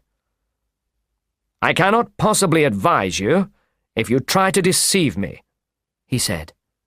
But I have told you everything, said Blessington. Holmes turned away. Good night, Dr. Trevelyan, he said. But aren't you going to give me any advice? Cried Blessington. My advice to you, sir, Holmes replied, is to tell the truth. A minute later, we were on our way home. As we walked down Harley Street, Holmes said, I am sorry we have wasted our time this evening, Watson. This Brook Street affair is rather interesting, though. I don't understand it at all, I admitted. Well, those two men intend to harm Blessington for some reason. The young man went up to Blessington's rooms on both days, I am sure. By chance, Blessington was out. But Dr. Trevelyan thought the old man really had catalepsy, I said. It is not difficult to pretend to have catalepsy. I have done it myself. Why did the men choose such an unusual time of day? Because there must be nobody else in the waiting room. Watson, it is easy to see that Blessington is frightened for his life. And, of course, he knows who these two terrible enemies are. Perhaps tomorrow he will stop telling me lies. Holmes woke me up at 7:30 the next morning. There is a carriage waiting for us, Watson, he said. What is the matter? I asked him. I have had a note from Dr. Trevelyan. In it he says, come immediately, and nothing else. 20 minutes later, we were back at the doctor's house. He came running out to meet us. His face was very pale. Oh, it's terrible, he cried. What has happened? We asked. Blessington has killed himself. Holmes whistled. Yes, Dr. Trevelyan continued. He hanged himself during the night. We went in with him. He took us into the waiting room. The police are already up there, he said. This death has been a terrible shock to me. When was he found? Holmes asked. One of the servants takes him a cup of tea at 7 o'clock every morning. When she went into his bedroom this morning, she saw the poor man hanging in the middle of the room. He had tied a rope to the hook on which the lamp usually hangs, and he had jumped off the top of his strongbox, the one he showed us yesterday. After thinking for a moment, Holmes said, I would like to go up now. We all went up to Blessington's bedroom. The body looked hardly human. A police officer was beside it, writing in his notebook. "Ah, Mr. Holmes," he said. "I am very glad to see you." "Good morning, Lana," Holmes said. "Have you heard all about the events of the last few days?" Yes. "And what is your opinion of the affair?" I think that fear had made Mr. Blessington crazy. He went to bed. His bed has been slept in, as you can see. Then, at about 5 o'clock, he got up and hanged himself. I felt the body. Yes, he does seem to have been dead for about 3 hours, I said. "Have you found anything unusual in the room?" Holmes asked the police officer. "Well, sir, Mr. Blessington seems to have smoked a lot during the night. I found these 4 cigar ends in the fireplace." Holmes looked at them. "And have you found Blessington's cigar holder?" "No, I haven't seen one." "And where is his cigar case?" "Here it is. I found it in his coat pocket." Holmes opened it and smelt the one cigar which it contained. "Oh, this is a Cuban cigar," he said. "These others are Dutch." He examined them in detail. 2 of these were smoked through a cigar holder. The other 2 were not. 2 were cut by a knife that was not very sharp, and the other 2 were bitten by a person with excellent teeth. Mr. Blessington did not kill himself.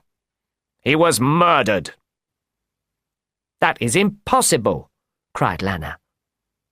"Why?" "Murderers never hang people. And in any case, how did they get in?" "Through the front door." "It was barred this morning." "Because someone inside the house barred it. In a moment, I will tell you how this murder was done." He went over to the door and examined the lock on the bedroom door. Then he took out the key and examined that too. Next, he looked at the bed, the floor, the chairs, the dead body, and the rope. At last, he told us that he was satisfied, and we cut the rope and laid the body gently on the bed. We covered it with a sheet. "Where did the rope come from?" Holmes asked. "It was cut off this longer one," said Dr. Trevelyan. He showed us a rope under the bed. He was terribly afraid of fire. He always kept this rope near him, so that he could climb down from the window if the stairs caught fire. "Yes, all the facts are now very clear," Holmes said. "I hope that I shall soon be able to tell you the reasons for them as well. I will borrow this photograph of Blessington, as it may help me in my inquiries." "But you haven't told us anything," cried Dr. Trevelyan. "Oh, there were 2 murderers, the men who pretended to be Russian lords, and they were helped by one of your own servants." "My man has certainly disappeared," said the doctor. "He let the murderers into the house," Holmes went on. "Mr. Blessington's door was locked, but they turned the key with a strong piece of wire. You can see the marks quite clearly. They must have tied something over Mr. Blessington's mouth to prevent him from crying out. Then they held a trial in which they themselves were the judges. That was when they smoked cigars. When it was over, they took Blessington and hanged him. Then they left. The servant barred the front door after they had gone. Lana hurried away to find the servant. Holmes and I returned to Baker Street for breakfast. "I shall be back by 3 o'clock, Holmes said, when we had finished our meal. "Lana and Dr. Trevelyan will meet me here then." The police officer and the doctor arrived at 3, but Holmes did not join us until 4:15, but I could see that he was cheerful. "Have you any news, Lana?" he asked. "We have caught the servant, sir," Lana replied. "Excellent. And I have discovered who the murderers are. Their names are Biddle and Hayward." The Worthington bank robbers? Cried Lana. Yes. And the man who used the name Blessington was another of them. So his real name must have been Sutton. Everything is clear now, said Lana. But Trevelyan and I still did not understand. Have you forgotten the great Worthington bank robbery? Said Holmes. There were 4 robbers, Biddle, Hayward, Sutton, and a man called Cartwright. A night watchman was killed, and the thieves got away with £7,000. That was 15 years ago. When the case came to court, there was not much proof against the robbers, but this man, Blessington, that is, Sutton, decided to help the police. The result was that Cartwright was hanged, and Biddle and Hayward were sent to prison for 15 years. When they were let out, they decided to punish Sutton, that is, Blessington, for what he had done. Nobody was punished for Blessington's death. Biddle and Hayward were drowned soon afterwards when a steamer called the Nora Creina sank off the coast of Portugal. And there was not enough proof against Dr. Trevelyan's servant, so he was never charged. No complete account of the Brook Street mystery has ever been given to the public until now.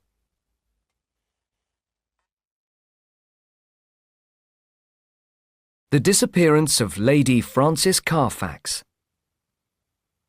Turkish, Watson? Asked Sherlock Holmes, looking at my shoes. No, they are English, of course, I answered. I bought them here in London, at Latimer's in Oxford Street. Holmes smiled. I was not talking about your shoes, Watson, he said. I was talking about the bath. You have had a Turkish bath today, haven't you? Yes, I have. But how did you know that, Holmes? My dear Watson, I looked at your shoes. Perhaps I am a little slow, I said. But I don't understand how a pair of English shoes and a Turkish bath can be connected. Won't you explain? It is very simple, he said. You are in the habit of tying your shoes in a particular way, but today they are tied with a beautiful double knot. So it is clear that you have taken them off, and somebody else has tied them for you. Who was this person? A man in a shoe shop? No, you bought some new shoes only a week ago. It was not a man in a shoe shop. It was the servant at the Turkish bath. It is simple, isn't it? And why, Watson, did you go to the Turkish bath? Because I have been feeling old and ill for the last few days. A Turkish bath usually makes me feel well again. You need a change, Watson. I suggest Switzerland. Would you like to stay at the best hotel in Lausanne? You would live like a king, and it would be completely free. And, of course, you would travel first class on the train. That would be wonderful, I said. But why are you offering me an opportunity like this? Holmes did not answer. Instead, he leaned back in his chair and took his notebook from his pocket. Unmarried women who wander around the world from one hotel to another put themselves in great danger from evil people. If such a lady disappears, nobody misses her. I very much fear that some terrible harm has come to Lady Frances Carfax, he said, finally. Lady Frances, he continued, is the last member of her direct family. Her father and her brothers are all dead, but the family fortune followed the male line. She is not a rich woman, but she has some fine old Spanish silver jewelry, and some very unusual and beautiful diamonds. She loves this jewelry so much that she has always refused to leave it at her bank for safety, so she carries her diamonds with her wherever she goes. I feel sorry for Lady Frances Carfax, Watson. She is still quite young and beautiful, but she is completely alone in the world." "And what has happened to her?" I asked. "Ah, Watson, that is the mystery we have to solve. I don't even know whether she is alive or dead. She is a lady of very regular habits, and for the last 4 years she has written a letter every 2 weeks to her old nurse. The nurse, whose name is Miss Daubeny, lives in Camberwell, here in London. It is Miss Daubeny who has asked for my help. Lady Frances has not written to her for nearly 5 weeks. Her last letter came from the National Hotel in Lausanne. The manager of the hotel says that the lady left without telling anybody her new address. Miss Daubeny is very anxious about her, and so are Lady Frances's rich cousins. We shall not run short of money, Watson." "Is Miss Daubeny the only person Lady Frances writes to here in England?" "No. There is also the manager of her bank. I have talked to him. He showed me her used cheques, and there were 2 recent ones. The first was for a very large amount, much more than enough to pay her hotel bill. The second cheque was for £50, and was made out to Miss Marie Devine. The money was paid to Miss Devine less than 3 weeks ago, at a bank in Montpellier, in the south of France." "And who is Miss Marie Devine?" I asked. "I have already found that out," Holmes answered. "She was Lady Frances's maid. I have not yet found out why Lady Frances gave her that cheque, but I have no doubt that you will be able to discover the reason." "I, Holmes?" "Yes, Watson. That was why I suggested a holiday in Switzerland. You know that I cannot possibly leave London just now. The London police would feel lonely if I went abroad. So you must go, Watson. Send me a telegram if you need my advice." 2 days later, I was at the National Hotel in Lausanne. The manager, Mr. Moser, told me that Lady Frances had stayed there for several weeks. Everyone who met her had liked her very much. She was not more than 40 years old. Mr. Moser did not know that she had any valuable jewellery, but the servants had noticed that there was one large, heavy box that was always locked. Marie Devine was as popular as Lady Frances herself. In fact, she was going to marry one of the waiters at the hotel, so I had no difficulty in getting her address. It was 11 Rue de Trajan, Montpellier, France. I wrote all this down in a little notebook. I was proud of my cleverness. Holmes himself could not have collected more facts. But the biggest mystery still remained. What was the reason for Lady Frances's sudden decision to leave? She was very happy in Lausanne. Everybody had expected her to stay for several months. She had had lovely rooms with a view of Lake Geneva. But she had left so suddenly. She had even paid a week's rent for nothing. Mr. Moser could not understand it. Only Jules Vibart, the waiter who was going to marry Marie Devine, was able to give me any useful information. A day or 2 before Lady Frances left, a tall, dark man with a beard had visited the hotel, the sort of man that you would think twice before offending. "He looked like a wild animal," cried Jules Vibart. The man had rooms somewhere in the town, and Vibart and Marie had seen him by the lake with Lady Frances, talking very earnestly to her. The next time the man came to the hotel, though, Lady Frances had refused to see him. He was English, but Vibart did not know his name. Lady Frances had left Lausanne immediately afterwards. Vibart and Marie both thought that the strange Englishman's visit was the cause of Lady Frances's decision to leave. I asked Vibar why Marie had left her post, but he refused to answer. "I cannot tell you that, sir," he said. "If you want to find out, you must go to Montpellier and ask Marie herself." After my conversations with Mr. Moser and Vibar, I tried to find out where Lady Frances had travelled to from Lausanne. Perhaps Lady Frances had been trying to escape from someone. Certainly, it was strange that her cases and boxes had not been clearly marked. She had, though, reached Baden-Baden in Germany after a very long and indirect journey. I found this out from one of the local travel companies. I therefore bought a ticket to Baden-Baden myself. Before I left Lausanne, I sent Holmes a telegram, giving him an account of everything I had done. In his reply, he said that he was proud of me, but I did not know whether he was joking or serious. At Baden-Baden, I was told that Lady Frances had stayed at the English hotel for 2 weeks. At the hotel, she had met a man called Dr. Schlesinger and his wife. Dr. Schlesinger was a religious man who had been working in South America, where he had fallen ill. Lady Frances herself was a very religious woman, and for her it was an honour to know such a man.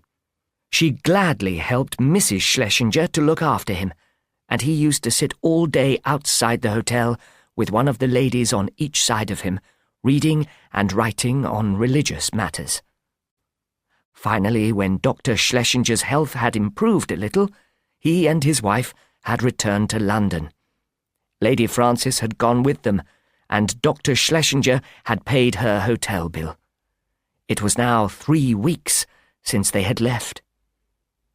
I asked the manager about Marie Devine, Lady Frances's maid. "She left a few days before the Schlesingers and Lady Frances went to England," he answered. "She was crying bitterly, and she told me that she never wanted to work as a servant again." The manager went on after a pause. "You are not the first person who has asked for information about Lady Frances Carfax. About a week ago, another Englishman came here asking questions about her." "Did he tell you his name?" I asked. "No. He was a very strange man."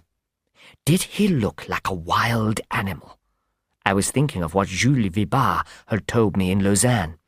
"Yes, a wild animal," said the manager. "That is a perfect description of him. He was a large man with a sunburnt face and a beard. I would not like to be his enemy." Already the solution to the mystery was becoming clear.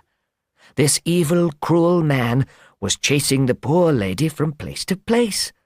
It was obvious that she was terribly afraid of him. Otherwise, she would not have left Lausanne. And now he had followed her as far as Baden-Baden.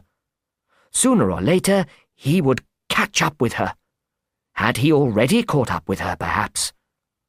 Was that the explanation for her disappearance? I just hoped that the good Dr. Schlesinger and his wife would be able to protect her from this evil man. In another telegram to Holmes, I told him that I had discovered who was to blame for her continuing disappearance. But instead of a reply, I received this. "Describe Dr. Schlesinger's left ear, please. Holmes." Holmes's little joke did not amuse me. In fact, I was rather annoyed by it. Next, I went to Montpellier to see Marie Devine. She was very helpful. She had been fond of Lady Frances and completely loyal to her, she said, but recently Lady Frances had not been kind to her, and had even once accused her of stealing. I asked her about the cheque for £50. "It was a present, sir," she replied. "I am going to be married soon." We then spoke of the strange Englishman. "Ah, he is a bad man, sir," said Marie. "A violent man. I myself have seen him seize Lady Frances by the wrist and hurt her. It was by the lake at Lausanne, sir. Marie was sure that fear of this man was the cause of Lady Frances's sudden journeys. The poor lady was trying to escape from him. "But look, sir," Marie suddenly said. "He's out there. The man himself." She sounded frightened. I looked out of the window. A very tall, dark man with a large black beard was walking slowly down the centre of the street, looking up at the numbers of the houses. It was clear that, like myself, he was looking for Marie. I ran out of the house and spoke to him angrily. "You are an Englishman," I said. "I don't want to speak to you," he said rudely. "May I ask what your name is?" "No, you may not," he answered. It was a difficult situation. The only way to deal with it was to use the direct method of shock. "Where is Lady Frances Carfax?" I asked. He looked at me in surprise. "What have you done with her?" I continued. "Why have you been following her? I want an answer from you immediately." The man gave a shout of anger and jumped on me. I am not a weak man, but he was as strong as a horse. He fought like a devil, and soon his hands were round my throat. I was nearly unconscious when a French workman rushed out of a small hotel and saved me. He struck the Englishman on the arm with his stick. This made him loosen his hold on my throat. The wild man then stood near us for a moment, unable to decide whether to attack me again. Finally, he turned angrily away and went into the house where Marie lived. I began to thank the kind Frenchman beside me. "Well, Watson," the Frenchman said, "you haven't done very well this time. I think you had better come back with me to London by the night train." An hour later, Sherlock Holmes, wearing his own clothes now, was with me in my private sitting room at my hotel. "I did not expect to be able to get away from London," he said. "But here I am after all." "And how did you know that I would be here in Montpellier?" I asked him. "It was easy to guess that Montpellier would be the next stage of your travels," Holmes said. "Since I arrived, I have been sitting in that small hotel waiting for you. And really, Watson, what a situation you have got into." "Perhaps you would not have done any better yourself," I answered, annoyed. "I have done better, Watson." Just then, one of the hotel servants brought somebody's card in. Holmes looked at it. "Ah, here is Mr. Philip Green. Mr. Green is staying at this hotel, and he may be able to help us find out what has happened to Lady Frances Carfax." The man who came in was the same violent person who had attacked me in the street. He did not look pleased when he saw me. "I received your letter, Mr. Holmes," he said. "But why is this man here? In what way can he be connected with the affair?" "This is my old friend, Dr. Watson," replied Holmes. "He is helping us in this case." The stranger held out his large, brown hand. "I am very sorry about what happened, Dr. Watson," he said. "When you blamed me for hurting Frances, I lost all my self-control. I am in a terrible state, you know. I don't understand this affair at all. And, Mr. Holmes, I don't even know who told you of my existence." "I have spoken to Miss Daubeny, Lady Frances's old nurse," Holmes said. "Old Susan Daubeny with the funny hat," said Green. "I remember her well." "And she remembers you. She knew you in the days before you went to South Africa. Ah, I see that you know my whole story. I will not hide anything from you, Mr. Holmes. I have loved Frances all my life. When I was a young man, I made a few mistakes and got into trouble. And she was always so pure and good. So, when somebody told her how I was living, she refused to speak to me again. But she certainly loved me. She loved me well enough to remain single. I stayed in South Africa for many years, and I became rich there. When I came back to Europe, I decided to find her, to try to persuade her to marry me. I found her in Lausanne, and I think I almost persuaded her, but her will was strong. The next time I went to her hotel, I was told that she had left town. I tracked her as far as Baden, and then after a time I learned that her servant was here. I am a rough sort of person. I have had a rough sort of life. And when Dr. Watson spoke to me as he did, I became quite wild for a moment. But, Mr. Holmes, tell me what has happened to Lady Frances. We will do our best to find that out, said Holmes in a serious voice. What is your address in London, Mr. Green? You can send letters or messages to the Langham Hotel. I think you should return to London, Holmes said. I may need you. I promise you that everything possible will be done for the safety of Lady Frances. Here is my card, with my address on it. Now, Watson, while you are packing your bag, I will send a telegram to Mrs. Hudson. I will ask her to prepare a good dinner for 2 hungry travellers at 7:30 tomorrow evening. At home, the following evening, we found a telegram for Holmes on our table. Torn from injury was the message, which came from Baden-Baden. What does this mean? I asked. It is the answer to a question about Dr. Schlesinger's ear. You may remember my telegram. You did not answer it. I thought it was a joke. Really? Well, I sent the same message to the manager of the English hotel. This telegram is his answer. An important answer, Watson. Very important. What does it prove? It proves, my dear Watson, that we are dealing with a clever and dangerous man. His name is Henry Peters, or Peters the Priest, from Adelaide, in Australia. He is one of the most evil men in the world, Watson.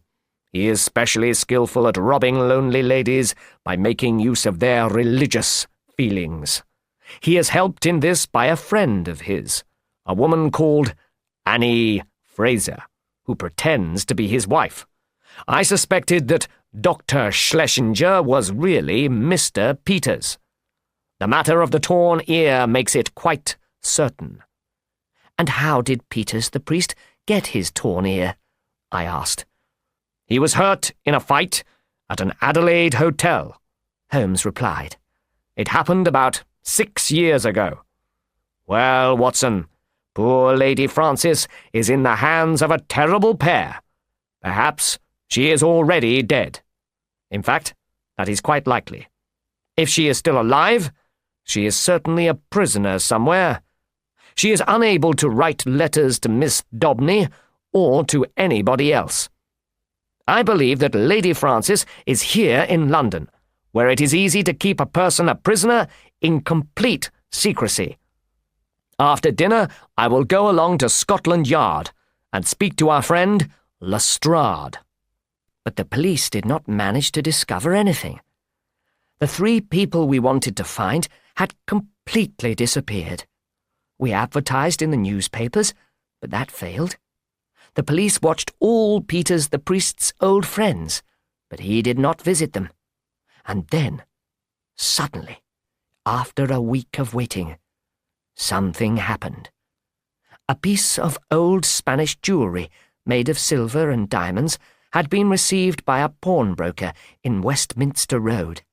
The man who brought it in was a large man who looked like a priest and gave a name and address which were clearly false.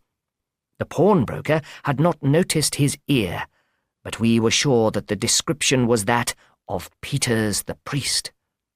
Philip Green had already come to see us twice, anxiously hoping for news.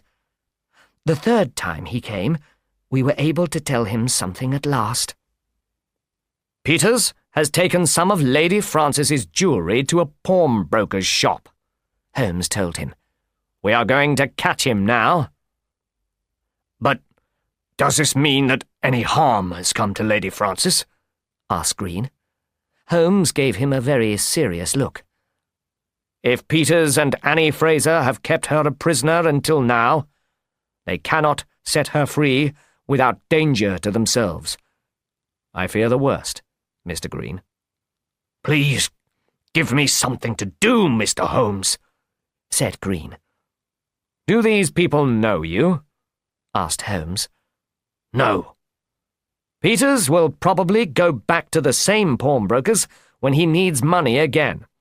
I will give you a letter to the pawnbroker, and he will let you wait in the shop.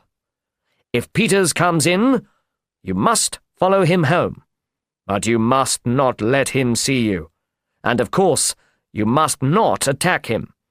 Please do nothing without telling me. For 2 days, Green brought us no news.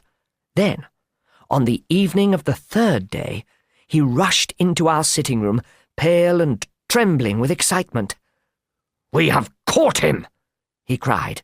"We have caught him!"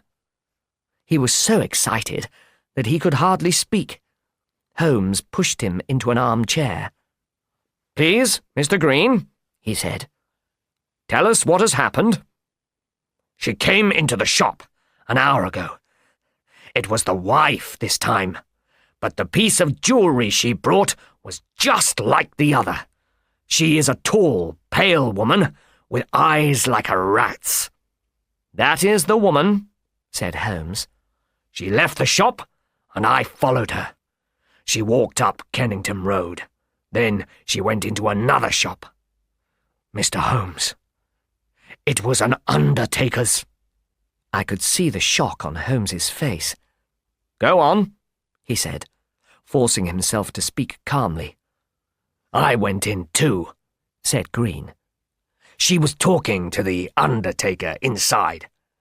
I heard her say, 'It is late.' The undertaker replied, 'It has probably arrived by now.' It took longer than an ordinary one would take. Then they both stopped and looked at me. So I asked the undertaker the way to Waterloo Station and then left the shop." "You have done well, Mr. Green," said Holmes. "Very well. And what happened next?" "The woman came out. I had hidden in the doorway of another shop. I think she was suspicious of me, because I saw her looking round for me. Then she called a carriage and got in. I managed to get another, and so to follow hers. She got out at 36 Pulteney Square in Brixton. I drove past, left the carriage at the corner of the square, and watched the house." "Did you see anyone?" asked Holmes.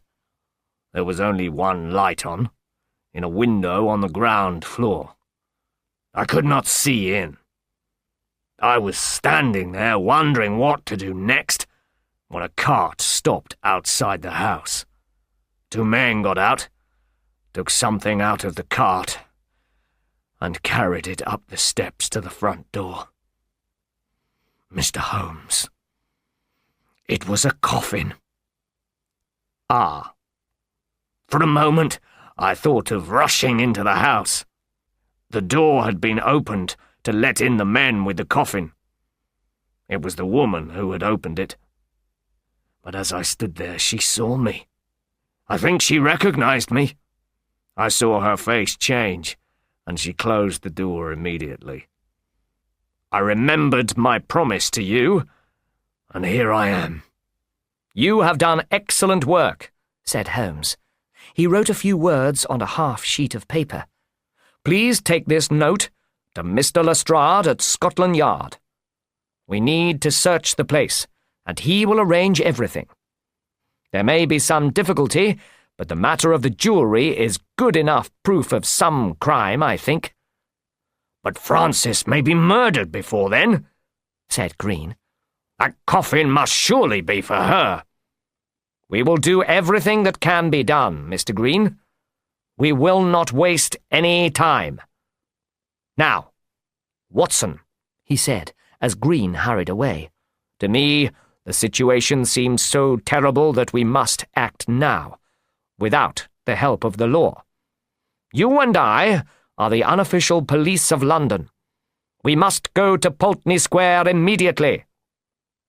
When we were in the carriage, travelling at high speed over Westminster Bridge, Holmes gave me his views on Peters the priest's plans. These evil people have persuaded this poor lady to dismiss her servant and to come to London with them. If she has written any letters, they have been stolen and destroyed. The criminals have rented a house. They have made her a prisoner, and now they have taken possession of her jewellery, the original reason for their interest in Lady Frances. Already they have begun to get money for it from the pawnbroker. They do not know that she has friends who are tracking them. They cannot set her free, and they cannot keep her a prisoner forever. So, they must kill her. That seems very clear, I said. And the arrival of the coffin proves, I fear, that she is already dead. Oh, Watson, there is the undertaker's, I think. Stop, driver! Will you go in, Watson? Ask the undertaker when the Pulteney Square funeral is going to take place. The man in the shop told me that it was arranged for 8 o'clock the next morning. When I reported this to Holmes, he looked unhappy. I can't understand it at all, he said. Murderers usually bury the body in a hole in the back garden. These murderers seem to fear nothing. We must go forward and attack, Watson. Are you armed? I have my stick, at least. Well, we shall be strong enough. We simply cannot afford to wait for the police. Thank you, driver. You can go. Holmes rang the bell of a great dark house in the centre of Pulteney Square. The door was opened immediately by a tall woman. Well, what do you want? She said rudely. I want to speak to Dr. Schlesinger, said Holmes. There is no Dr. Schlesinger here, she answered. Then she tried to close the door, but Holmes had put his foot in the way. Well, I want to see the man who lives here. I don't care what he calls himself, he said firmly. She thought for a moment. Then she pulled the door wide open. Well, come in, she said. My husband is not afraid to see any man in the world. She closed the door behind us and took us into a sitting room on the right of the hall. Before she left us, she turned up the gaslight in the room. Mr. Peters will be with you soon, she said. Almost immediately, a man entered the dusty sitting room. Peters the priest was a big man with a large, fat, red face, who would have looked pleasant if he had not had such a cruel mouth. You have surely made a mistake, gentlemen, he said in an oily voice. I think you have come to the wrong house. If you trod further down the street, perhaps. You are wasting your breath, said my friend. My name is Sherlock Holmes. You are Henry Peters of Adelaide, formerly Dr. Schlesinger of Baden-Baden and South America. I am not afraid of you, Mr. Holmes. What is your business in my house? I want to know what you have done with Lady Frances Carfax, who came away with you from Baden-Baden. I would be very glad if you could tell me where she is, Peters answered calmly. She borrowed nearly £100 from me, and has not paid it back. All I have until she pays her debt is some almost worthless jewellery. I paid her hotel bill at Baden-Baden, and I bought her a ticket from there to London. We lost her at Victoria Station. If you can find her, Mr. Holmes, I shall be very grateful to you. I am going to find her, said Sherlock Holmes. I am going to search this house until I do find her. Holmes took out a gun from his pocket. So, you are a common thief, said Peters. That is right, and my friend Watson is also a dangerous man. We are now going to search your house together. Peters opened the door. Call a policeman, Annie, he called out. We heard the woman run across the hall and go out through the front door. We have very little time, Watson, said Holmes. If you try to stop us, Peters, you will certainly get hurt. Where is the coffin that was brought into this house? Why do you want to look at the coffin? Peters asked. It is in use. There is a body in it. I must see that body. I refuse to show it to you. But Holmes had pushed him out of the way. We went together into the next room. It was the dining room of the house. The gaslight was burning low, but we saw the coffin immediately. It was on the table. Holmes turned up the gas and opened the coffin. Deep down at the bottom, there was the body of a small, very thin, and very, very old woman. It was certainly not Lady Frances Carfax. "Thank God," whispered Holmes. "It is someone else." "You have made a bad mistake, haven't you, Mr. Holmes?" said Peters, who had followed us into the room. "Who is this dead woman?" asked Holmes. "You have no right to ask, but I will tell you. She is my wife's old nurse, Rose Spender. We found her in a hospital for old people in Brixton and brought her here. We called in a Dr. Horsam. Yes, please write down his address in your notebook, Mr. Holmes. It is 13 Furbank Street. He took good care of her, but on the third day, she died. She was 90 years old, after all. The funeral is to be at 8 o'clock tomorrow morning. The undertaker is Mr. Stimpson of Kennington Road." "I am going to search your house," said Holmes.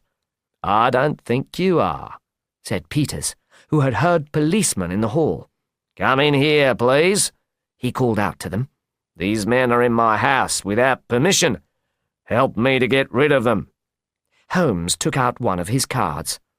"This is my name and address," he said to the policeman, "and this gentleman is my friend, Dr. Watson." "We know you very well, sir," said one of the policemen, "but you can't stay here and search the house without a court order." "Of course not. I realize that," said Holmes. "Take him to the police station," cried Peters. "We know where to find this gentleman if he is wanted," said the policeman in reply. "But you must go now, Mr. Holmes. That is the law." We went next to the hospital in Brixton. There we were told that two kind people had claimed a dying woman as a former servant of theirs, and had received permission to take her away with them. We then went to see Dr. Horsam, who had looked after the old woman immediately before her death. "I was with her when she died," he told us. "Old age was the cause of death. There was nothing suspicious about it at all." "Did you notice anything suspicious in the house?" asked Holmes. "No, only that Mr. and Mrs. Peters had no servants. That is unusual for people of their class." The doctor was unable to tell us anything more. Finally, we went to Scotland Yard. We were told that the court order allowing a search of the house would probably not be signed until next morning at about 9. Sherlock Holmes did not go to bed that night. He smoked for hours and wandered about the house. At 7:20 in the morning, he rushed into my room. "The funeral is at 8, Watson. It is 7:20 now, and my thoughts on the Carfax mystery have only just become clear. We must hurry. If we are too late—" In less than 5 minutes, we were in a carriage. But it was 7:25 as we went over Westminster Bridge, and 8:10 when we arrived in Pulteney Square. Fortunately, the undertaker's men were also a little late, and we were in time to see them carrying the coffin out of the house. Holmes rushed forward. "Take that coffin back!" he cried, putting his hand on the chest of the first man to push him back into the hall. "Take it back immediately!" Then Peters appeared behind the coffin. His red face was very angry. "Mr. Holmes, you have no right to give orders here," he shouted. "Show me your court order." "It is on its way," Holmes answered.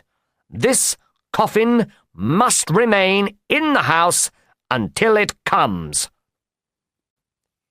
The firmness in Holmes's voice had its effect on the undertaker's men. Peters had suddenly disappeared, and they obeyed these new instructions. They put the coffin back on the dining-room table.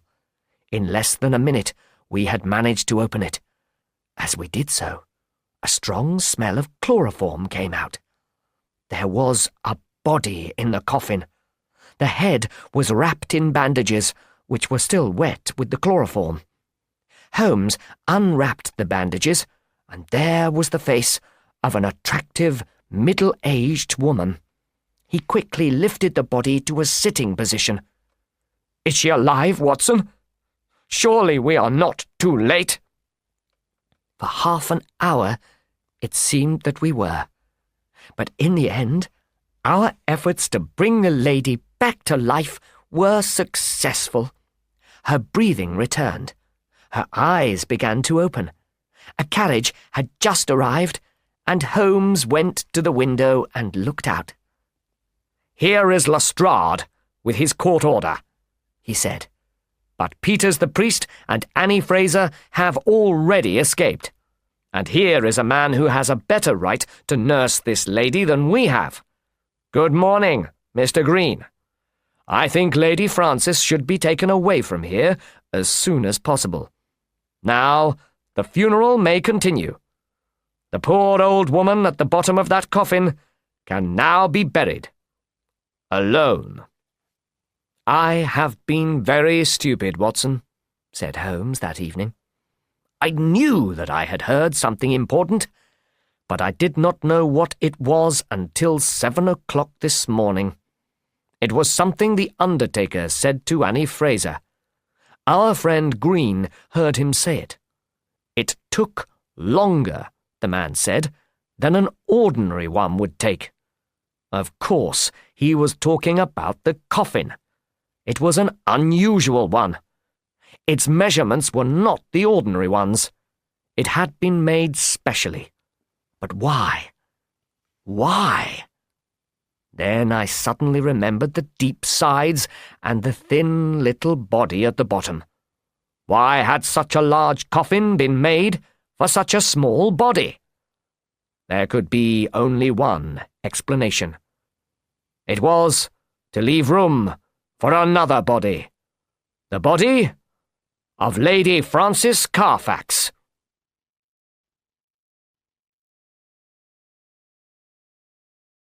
The Three Garridebs.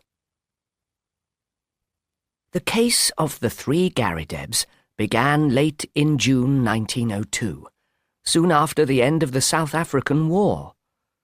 Sherlock Holmes had just spent several days in bed, as was his habit from time to time.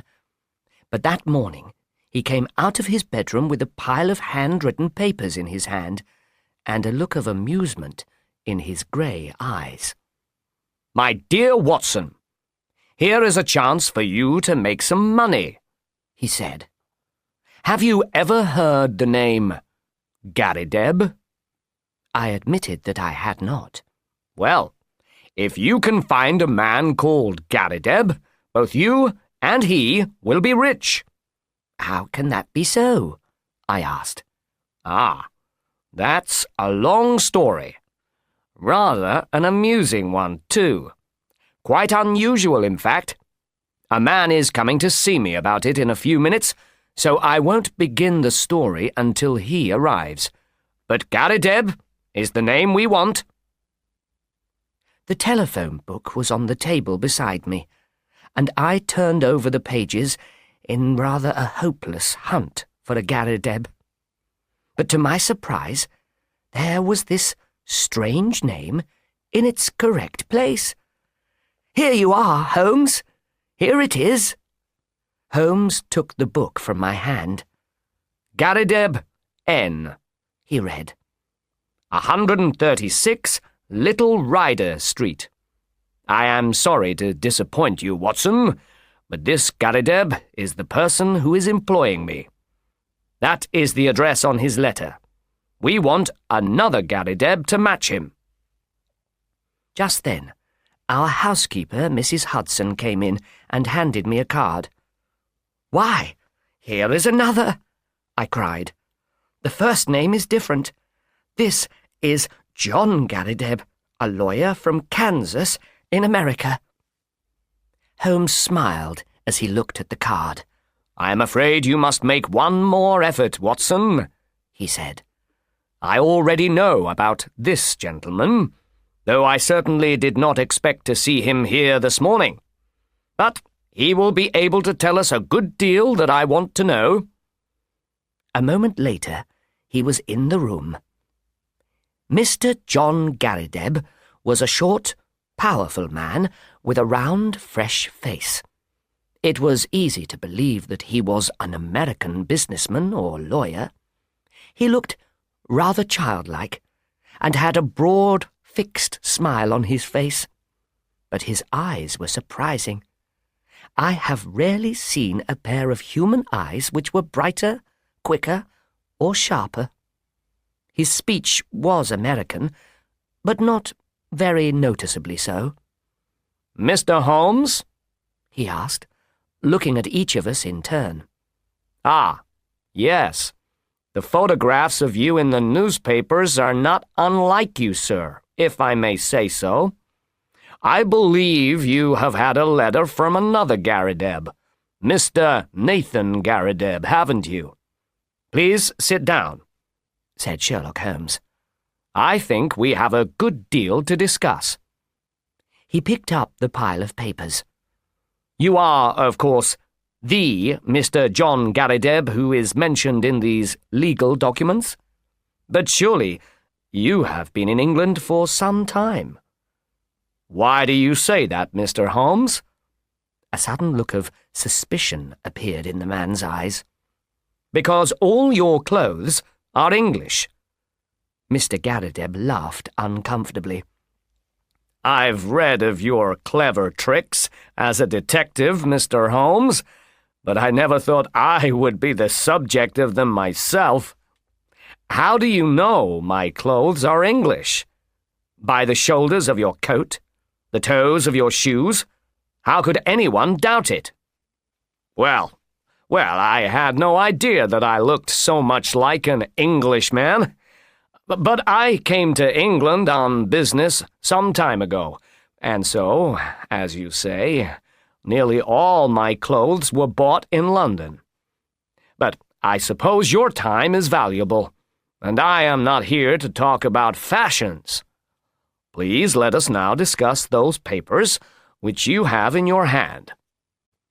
It was clear that in some way Holmes had annoyed our visitor, who now had a much less friendly expression on his round, childlike face.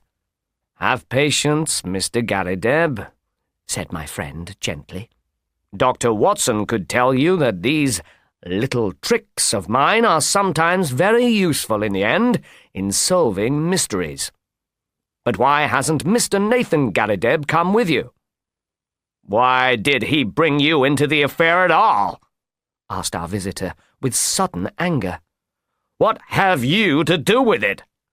Here was a bit of professional business between two gentlemen, and now one of them is employing a private detective. I saw him this morning, and he told me of the stupid thing he had done, and that's why I'm here. But I do feel annoyed about it." "Nobody suspects you of anything, Mr. Garrideb. Mr. Nathan Garrideb is only anxious to achieve something which, I believe, is equally important to both of you. He knew that I had means of getting information, and therefore it was natural that he should come to me." The anger gradually disappeared from our visitor's face. "Well, I'm beginning to understand now," he said. "When I went to see him this morning, and he told me he had written to a private detective, I just asked for your address and came along immediately. I don't want the police mixed up in a private matter. But if you are happy just to help us find the man, there can be no harm in that." "Well, that is exactly what I am going to do," said Holmes. "And now, sir, as you are here, you had better give us a clear account of the whole affair. My friend here, Dr. Watson, knows nothing of the details." Mr. Garrideb looked at me in a way that was not particularly friendly. "Need he know?" he asked. "We usually work together," said Holmes. "Well, there's no reason why it should be kept secret. I'll tell you the main facts, then. If you came from Kansas, I would not need to explain to you who Alexander Hamilton Garrideb was. He made his money by buying and selling houses and land, and afterwards he made a second fortune in the Chicago wheat market. Then he spent the money in buying more land along the Arkansas River west of Fort Dodge, and in the end he owned a piece of land as big as Kent or Sussex here in England. It's sheep farming land, and forest and mining land, and land for growing crops on. In fact, it's more or less every sort of land that brings dollars to the man that owns it. He had no relatives, or if he had, I never heard of any. But he took a kind of pride in his unusual name. That was what brought us together. I was a lawyer at Topeka, and one day I had a visit from the old man, who was very excited about meeting another man with his own name. And he was determined to find out if there were any more Garridebs in the world. "Find me another," he said. I told him I was a busy man and could not spend my life wandering round the world in search of Garridebs. "But that is exactly what you are going to do if everything goes according to my plan," he replied. I thought he was joking, but I soon discovered that he was extremely serious. He died less than a year later, and after his death, a will was found. It was the strangest will that had ever been seen in the state of Kansas. His property was divided into 3 parts, and I was to have one on condition that I found 2 Garridebs who would share the rest. Each of the 3 shares is worth $5 million. But until I have found 2 other Garridebs, none of the money is to be paid out. It was such an opportunity for me that I simply left my practice as a lawyer and set out to look for Garridebs. There is not a single one in the United States. I searched the whole country very thoroughly, sir, but discovered no Garridebs at all. Then I tried England, where I found the name of Mr. Nathan Garrideb in the London telephone book. I went to see the gentleman 2 days ago and explained the whole matter to him. But like myself, he is alone in the world, with some female relatives, but no man. According to the old man's will, the three Garridebs must all be adult men. So, you see, we still need one more man. And if you can help us to find him, we will be very ready to pay your charges. Well, Watson, said Holmes with a smile, I said this was rather an amusing case, didn't I? Mr. Garrideb, I think the first thing you should do is to put a small advertisement in the newspapers. I have done that already, Mr. Holmes. There were no replies. Oh, how disappointing. Well, it is certainly a very interesting little problem. I may look into it for you if I have time. It is interesting, Mr. Garrideb, that you should come from Topeka. I had a friend there who used to write to me. He is dead now. Old Dr. Lysander Starr, who was a member of the town council in 1890. Good old Dr. Starr, said our visitor. His name is still honored. Well, Mr. Holmes, I suppose the only thing we can do is to report to you and let you know how we progress. You will probably hear from us within a day or two. Then the American left. Holmes had lit his pipe, and he sat for some time with a strange smile on his face. Well, what do you think about all that? I asked at last. I am wondering, Watson. Just wondering. About what? Holmes took his pipe from his lips. I was wondering, Watson, what this man could possibly hope to achieve by telling us such a large number of lies. I nearly asked him what his real purpose was. There are times when a sudden, sharp attack is the best way of dealing with such a person. But I decided that it would be better to let him think he had tricked us. Here is a man with an English coat and English trousers, both showing signs of having been worn for at least a year.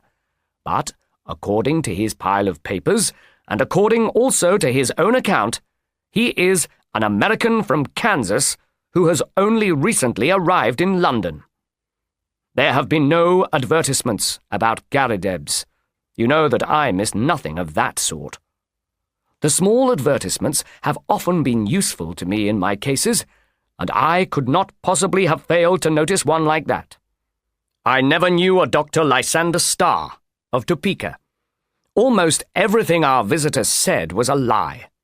I think he really is an American, but he has been in London for years, and his voice has gradually become less and less American.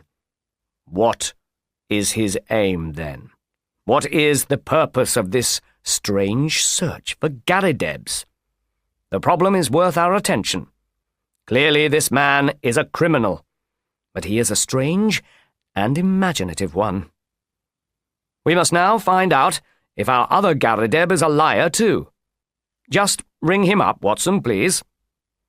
I did so, and heard a weak voice, rather like that of a goat, at the other end of the line. Yes, I am Mr. Nathan Garrideb. Is Mr. Holmes there? I should very much like to have a word with Mr. Holmes. My friend took the telephone from me, and I heard his half of the conversation that followed. Yes, he has been here. I believe you don't know him. How long? Only 2 days. Yes, of course, to receive $5 million would be very nice. Will you be at home this evening? I suppose Mr. John Garrideb will not be there. Very good. We will come then. I would rather see you in his absence. Dr. Watson will come with me. Yes, in your letter you mentioned you did not go out often. Well, we shall be with you at about 6 o'clock. You need not mention it to the American lawyer. Very good. Goodbye. On that lovely spring evening, even Little Ryder Street off the Edgware Road, in the rather dull area near Tyburn, where men and women were once cruelly hanged in public, looked golden and beautiful in the setting sun. The particular house to which we were directed was a large, old-fashioned 18th-century brick building. On the ground floor there were 2 tall, wide windows. These belonged to the very large living room of the person we had come to see, who had only the ground floor of the house. As we went up to the door, Holmes pointed to the name Garrideb on a small plate. "That nameplate has been there for years, Watson," he remarked. "Its surface is quite worn, and it has lost its original colour. So, at least, Garrideb is his real name." The house had a common hall and staircase, and there were a number of names painted in the hall. Some of these names were those of offices, others were those of private persons. No families lived in the house. The people who did live there were unmarried gentlemen of independent habits. Mr. Nathan Garrideb opened the door for us himself, explaining that the housekeeper left at 4 o'clock. He was a very tall, thin man with a bent back. He seemed to be about 60 years old. He had no hair on his head, and the skin of his face looked dull and dead. It was easy to see that he never took any exercise. He wore large, round glasses and had a small beard. But though he looked rather strange, he seemed pleasant. The room was as strange as Mr. Nathan Garrideb himself. It looked like a kind of shop. It was both broad and deep, and there were cupboards and glass cases everywhere, crowded with old bones and pieces of stone. On either side of the door there stood a case of flying insects pinned onto cards. All kinds of things were scattered on a large table in the centre of the room. Among them, I noticed several powerful magnifying glasses. As I looked round, I was surprised at the number of different subjects Mr. Garrideb was interested in. Here was a case of ancient coins. There was a collection of tools from the Stone Age. On a shelf behind the table, I saw a row of model heads of monkeys or ancient men, with names such as Neanderthal, Heidelberg, and Cro-Magnon written on cards below them. As he stood in front of us now, he held a piece of soft leather in his right hand, with which he was polishing a coin. "From Syracuse, and of the best period," he explained, holding it up. "The quality became much worse later. In my opinion, there are no finer coins than these Syracusan ones, though some people prefer those from Alexandria. You will find a chair there, Mr. Holmes. One moment, please. I will just put those bones somewhere else. And you, sir. Ah, yes, Dr. Watson. Would you mind putting that Japanese flower pot out of your way? You see round me all the little interests of my life. My doctor is always telling me I ought to take more exercise. But why should I go out? There are so many things to keep me here. Just to make a proper list of all the things in one of these cupboards would take at least 3 months. Holmes looked round him with interest. "But do you never go out?" he asked. Hardly ever. Now and then I take a carriage and go and buy some new things for my collection, but I very rarely leave this room for any other reason. I am not very strong, and my scientific studies keep me very busy. But you can imagine, Mr. Holmes, what a shock, what a pleasant shock it was for me when I heard of this piece of good luck. Only one more Garrideb is needed to make the affair complete, and surely we can find one. I had a brother, but he is dead, and women relatives do not count. But there must be other Garridebs in the world. I had heard that you handled strange cases, and that was why I wrote to you.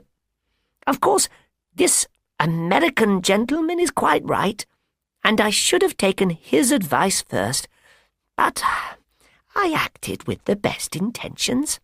I think you acted very wisely, said Holmes. But are you really anxious to become the owner of a large piece of land along the Arkansas River in America? Certainly not, sir. Nothing could make me leave my collection. But this gentleman, Mr. John Garrideb, has promised to buy my share of the property from me as soon as we have become the owners of the Garrideb land. $5 million was the amount of money he mentioned. There are several unusual things on the market at the present moment which I need for my collection, but which I cannot buy because I lack a few £100.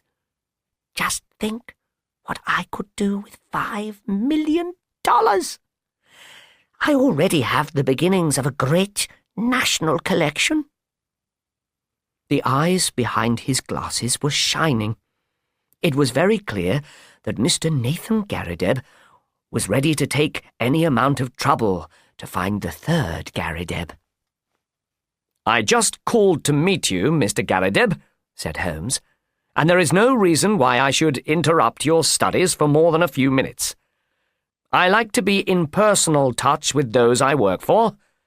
There are very few questions I need to ask you. I have your letter, with its very clear account, in my pocket. And I heard more of the matter when the American gentleman called. I believe that until this week you had no idea of his existence? That is so. He called last Tuesday. Did he tell you of his visit to me today? Yes. He came straight here after seeing you. He had been very angry before that. Why should he be angry? He seemed to think that my employing a detective was an insult to him as a man of honour. But he was quite cheerful again when he returned. Did he suggest any course of action? No, sir, he did not. Has he received or asked for any money from you? No, sir, never. And you can see no possible purpose he may have? No, none, Mr. Holmes, except what he has told me, to find a third Garrideb. Did you tell him of our appointment this evening? Yes, sir, I did. Holmes sat in silence for a few moments. I could see that the affair was still a mystery to him. Have you any very valuable things in your collection? No, sir. I am not a rich man. It is a good collection, but not a very valuable one. You have no fear of thieves? None at all. How long have you lived in these rooms? For nearly 5 years. Holmes's questions were interrupted by a loud knocking at the door. As soon as it was opened, the American lawyer burst excitedly into the room. "Here you are!" he cried, waving a newspaper high in the air. "Mr. Nathan Garrideb, you are a rich man, sir. Our business is happily finished, and all is well. As for you, Mr. Holmes, we can only say we are sorry to have put you to all this trouble for nothing." He handed the newspaper to the old man, who stood reading an advertisement which the American had marked. Holmes and I leaned forward and read it over his shoulder. This was it. Howard Garrideb, maker of farm machinery, steam and hand ploughs, farmers' carts, and all other appliances. Grosvenor Buildings, Aston, Birmingham. "Excellent!" cried our excited host. So, now we have found our third man, I had begun making inquiries in Birmingham, said the American, and I have just been sent this advertisement from a local paper. We must hurry and get in touch with this Mr. Howard Garrideb.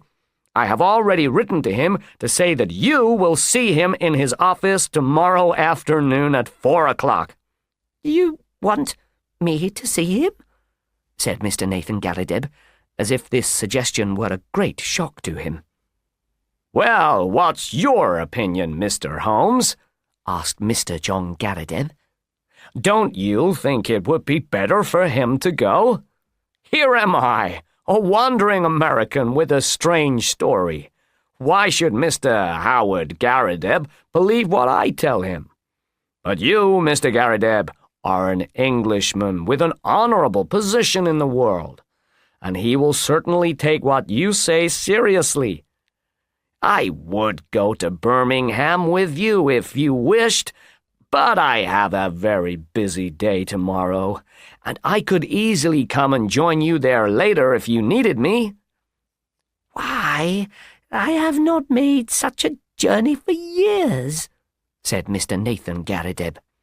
It is the easiest little journey in the world, Mr. Garrideb. I have already found out the time of your train. You leave at 12 o'clock and should be in Birmingham soon after 2. Then you can come back home in the evening. You only have to see this man, explain the matter, and get a signed statement of his existence. Good heavens, he added, a little angrily. Considering that I've come all the way from America, it's surely a very small thing to ask you to do. To travel 100 miles in order to find the last of the Three Garridebs? Mr. John Garrideb is quite right, said Holmes. I think what he says is very true. Mr. Nathan Garrideb's back seemed to become more bent than ever as he said sadly, Well, I will go, if I must.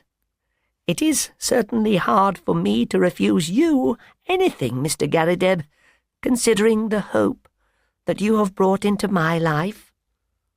Then that is agreed, said Holmes. And no doubt you will let me have a report as soon as you can. I'll arrange that, said the American. Well, he added, looking at his watch, I must go now. I'll call here tomorrow, he said to Mr. Nathan Garrideb, and see you off at the station. Are you coming my way, Mr. Holmes? No? Well then, goodbye. We may have good news for you tomorrow night. I noticed that my friend seemed happier when the American left the room. The thoughtful look had disappeared from his face. I wish I could examine your collection, Mr. Garrideb, he said. In my profession, all sorts of strange bits of knowledge can be useful, and this room of yours is full of information. Mr. Garrideb seemed to shine with pleasure, and his eyes were bright behind his big glasses. I had always heard, sir, that you were a very intelligent man, he said. I could show you everything now, if you have the time. Unfortunately, Holmes answered, I have not. But your collections are all so well arranged that they hardly need your personal explanation. If I called here tomorrow, I suppose you would not object to my looking round in your absence? Of course not. You would be very welcome. My rooms will, of course, be shut up, but Mrs. Saunders is always in the house until 4 o'clock, and would let you in with her key. Well, it so happens that I am free tomorrow afternoon. If you would kindly explain to Mrs. Saunders that I will be here, I would be very grateful. Oh, Mr. Garrideb, what is the name of the company through which you rented these rooms? Garrideb was surprised at this sudden question. Holloway and Steele, in the Edgware Road. Why do you ask? Because I am interested in the history of houses, Mr. Garrideb, Holmes replied, laughing. I was wondering if this one was built in the days of Queen Anne, or of King George I? Oh, King George, without any doubt. Really? I should have thought it was built a little earlier. But I can easily find out for certain. Well, goodbye, Mr. Garrideb. I wish you success in your journey to Birmingham. We saw the property company's offices as we walked along the Edgware Road, but they were closed for the day, so we made our way back to Baker Street. It was not until after dinner that Holmes mentioned the Garrideb affair again. Our little problem is nearly solved, he said. No doubt you two have worked it out in your own mind. I don't understand it at all, Holmes, I replied.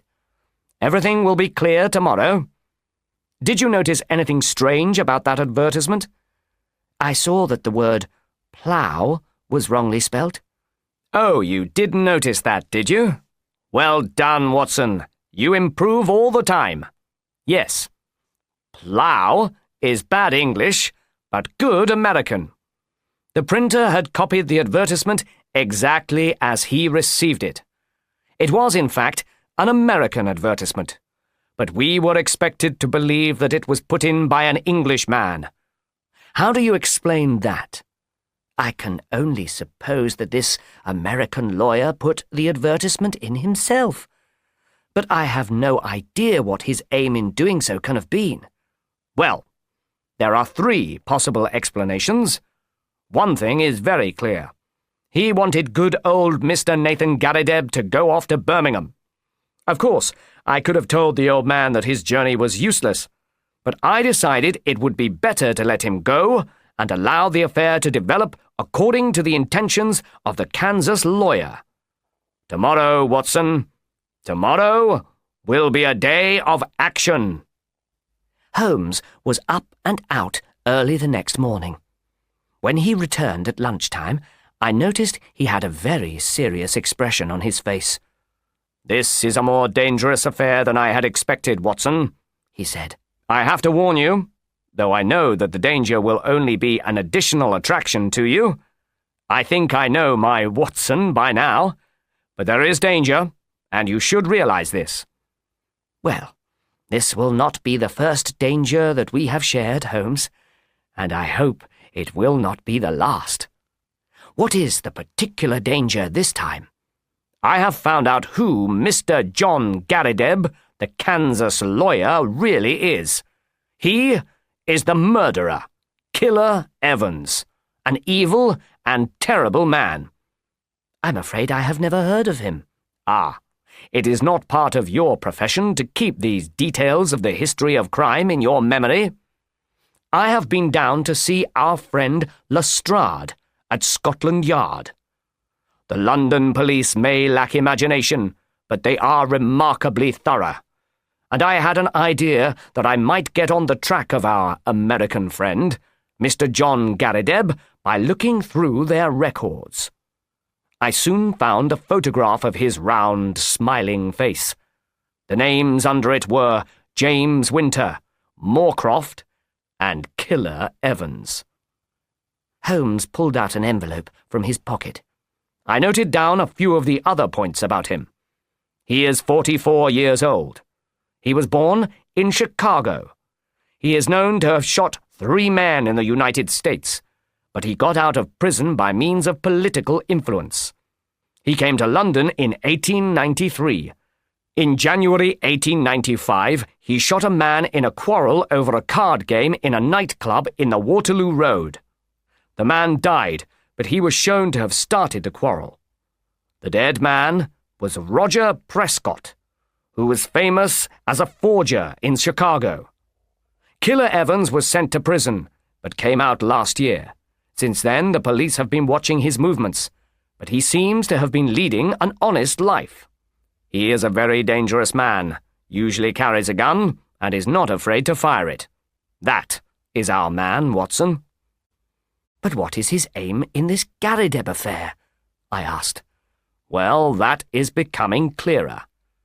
I have been to the property office. Mr. Nathan Garrideb, as he told us, has been at Little Ryder Street for 5 years. The rooms were empty for a year before he moved in. Before that, they were let to a mysterious gentleman called Waldron, who was well remembered at the office. He suddenly disappeared, and nothing more was heard of him. He was a tall, very dark man with a beard. Now, Prescott, the man whom Killer Evans shot was, according to our friends at Scotland Yard, also a tall, dark man with a beard. My guess is that Prescott, the American criminal, used to live in Little Rider Street, in the room where old Mr. Garrideb keeps his collection. So, at last, we have a connection, you see. And where is the next clue? Well, we must go now and look for that. He took a gun from the drawer and handed it to me. I have my own gun with me, he said. If Killer Evans begins shooting, we must be prepared. I'll give you an hour for your afternoon sleep, Watson, and then I think it will be time for our Little Rider Street adventure. It was just 4 o'clock when we reached Mr. Nathan Garrideb's strange home. Mrs. Saunders was about to leave, but she let us in. The door shut with a spring lock, and Holmes promised to make sure that everything was safe before we left. Soon afterwards, the front door of the house closed, and we saw Mrs. Saunders pass the windows. We were now alone in the lower part of the house. Holmes made a rapid examination of the rooms. There was one cupboard in a dark corner which stood out a little from the wall. It was behind this that we hid, while Holmes spoke to me in a whisper. Evans wanted to get the old gentleman out of his room. That is very clear.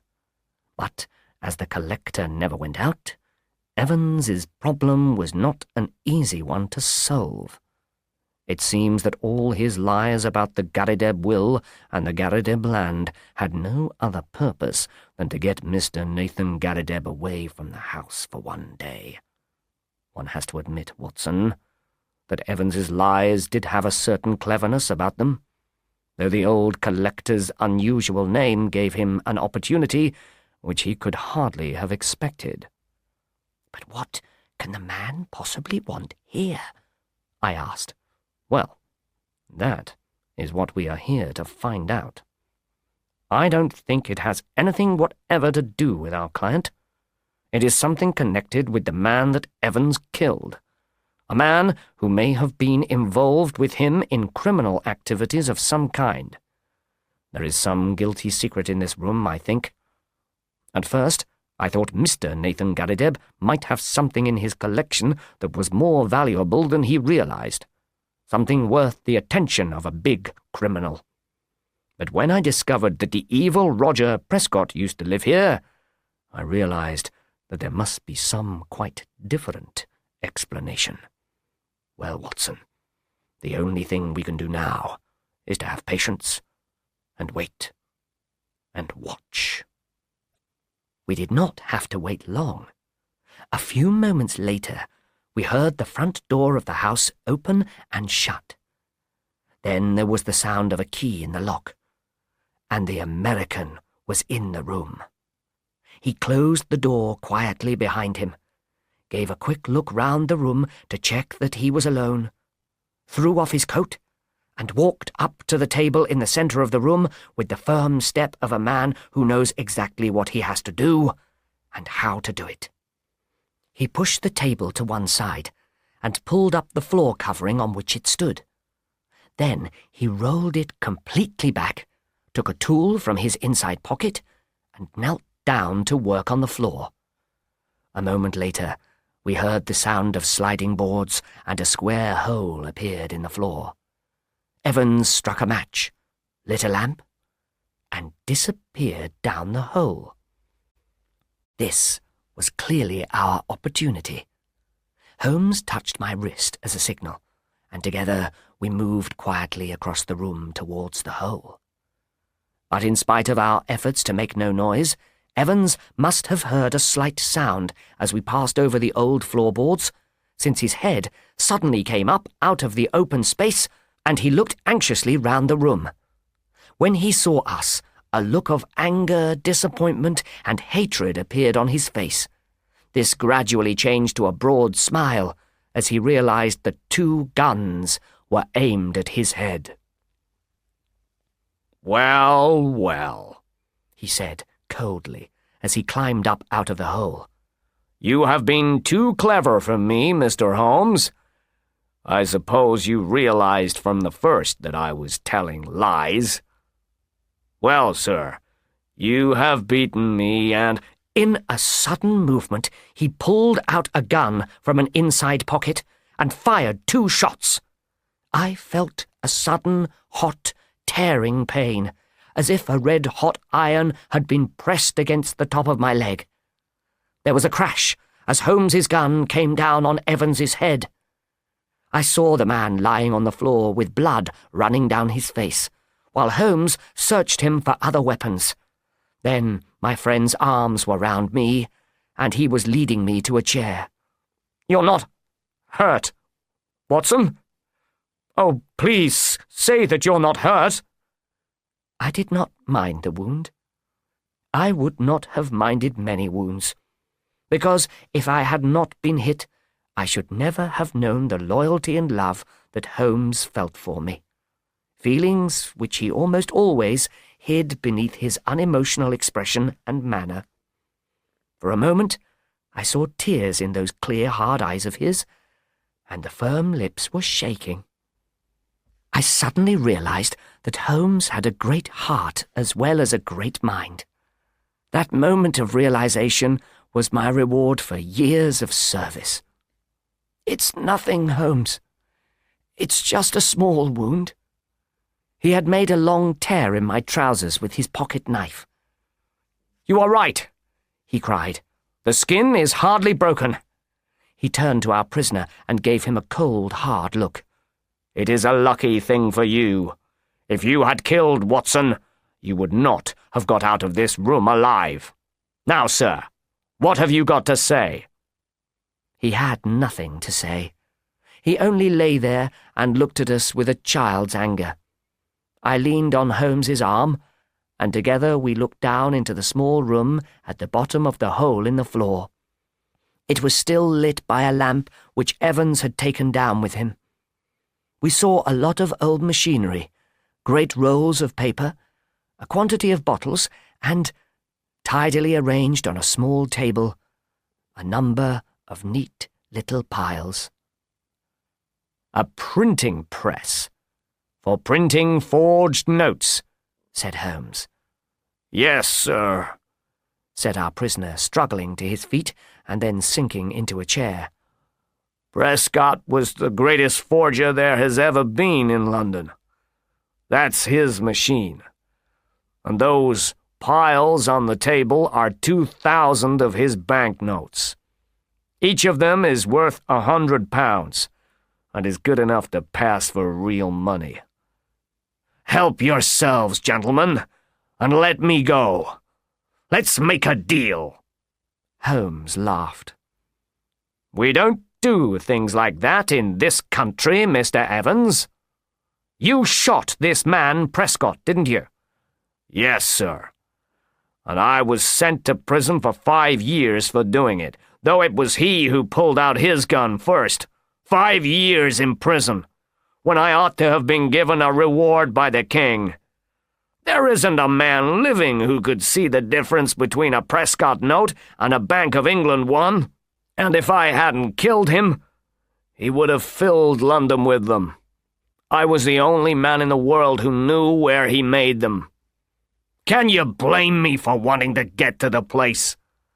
And when I found the old bone collector with the unusual name sitting right on top of it, of course I had to do what I could to get rid of him. Perhaps it would have been wiser simply to shoot him. It would have been very easy to do that, but I have a soft heart, and can't begin shooting unless the other man has a gun too. But, Mr. Holmes, what have I done wrong? I haven't used that machinery down there. I haven't hurt old Mr. Garrideb. What crime are you charging me with? Only attempted murder, I think," said Holmes. "But that isn't our job. It will be a matter for Scotland Yard. Just ring them up, Watson, would you, please? The call won't be completely unexpected." So those were the facts about Killer Evans and his invention of the Three Garridebs. We heard later that our poor old friend Mr. Nathan Garrideb never got over the disappointment of not receiving any of the Garrideb money. He lost his mind and was taken away to a special hospital in Brixton. It was a happy day at Scotland Yard when the Prescott machinery was discovered. They knew that it existed, but after Prescott's death, they had never been able to find out where it was. Many high officials at the yard could now sleep more peacefully at night, and felt so grateful to Evans for leading them to Prescott's press that they would gladly have given him the reward of which he had spoken. But the judge took a less favourable view of the case, and Killer Evans was sent back to the prison which he had so recently left.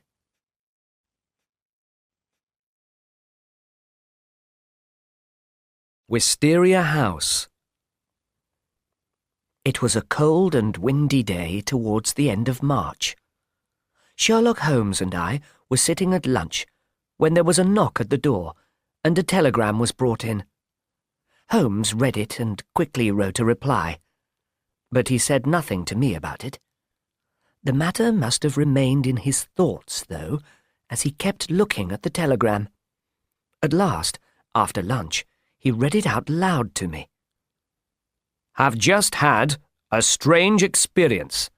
May I consult you? Scott Eccles, Post Office, Charing Cross." "Is Scott Eccles a man or a woman?" I asked.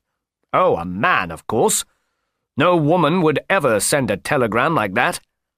A woman would have come straight to me." "And did you agree to see Mr. Scott Eccles?" "My dear Watson, need you ask? You know how much I enjoy exercising my brain." Just then, there was the sound of footsteps on the stairs. "Ah, here comes our visitor now." The visitor was tall, fat, and very serious. His grey hair stuck out from his head, and his red face seemed to be swollen with anger.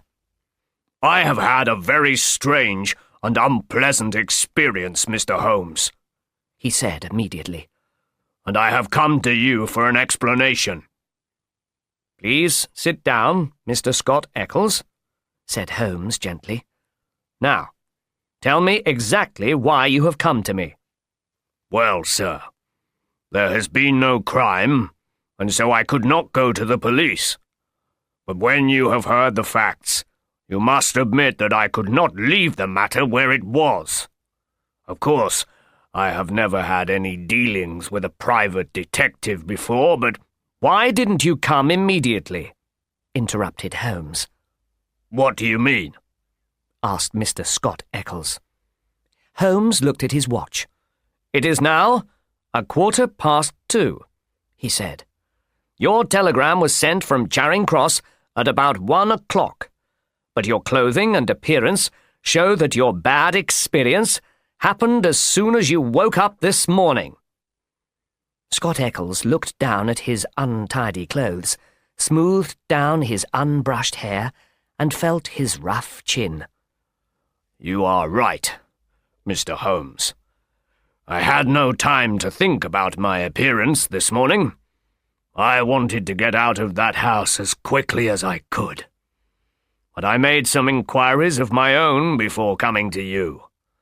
I went to the property company first. They told me that Mr. Garcia has paid his rent and that everything is in order at Wisteria House." "My dear sir," Holmes said with a laugh, "you are like my friend Dr. Watson, who has a bad habit of beginning his stories at the end. Please arrange your thoughts and let me know exactly what those events are which have sent you out in search of advice and help. Begin at the beginning." But there was an interruption. Mrs. Hudson showed Tobias Gregson and another police officer into the room. Gregson was a Scotland Yard detective. He shook hands with Holmes and introduced the other officer as Mr. Baines of the Surrey Police. Then he turned to Mr. Scott Eccles. "Are you Mr. John Scott Eccles of Popham House, Lee?" "Yes, I am. We have been following you about all morning. But why? What do you want?" he asked.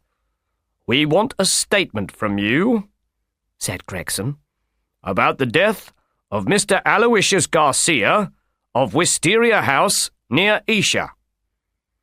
Mr. Scott Eccles's face was white now. "Dead?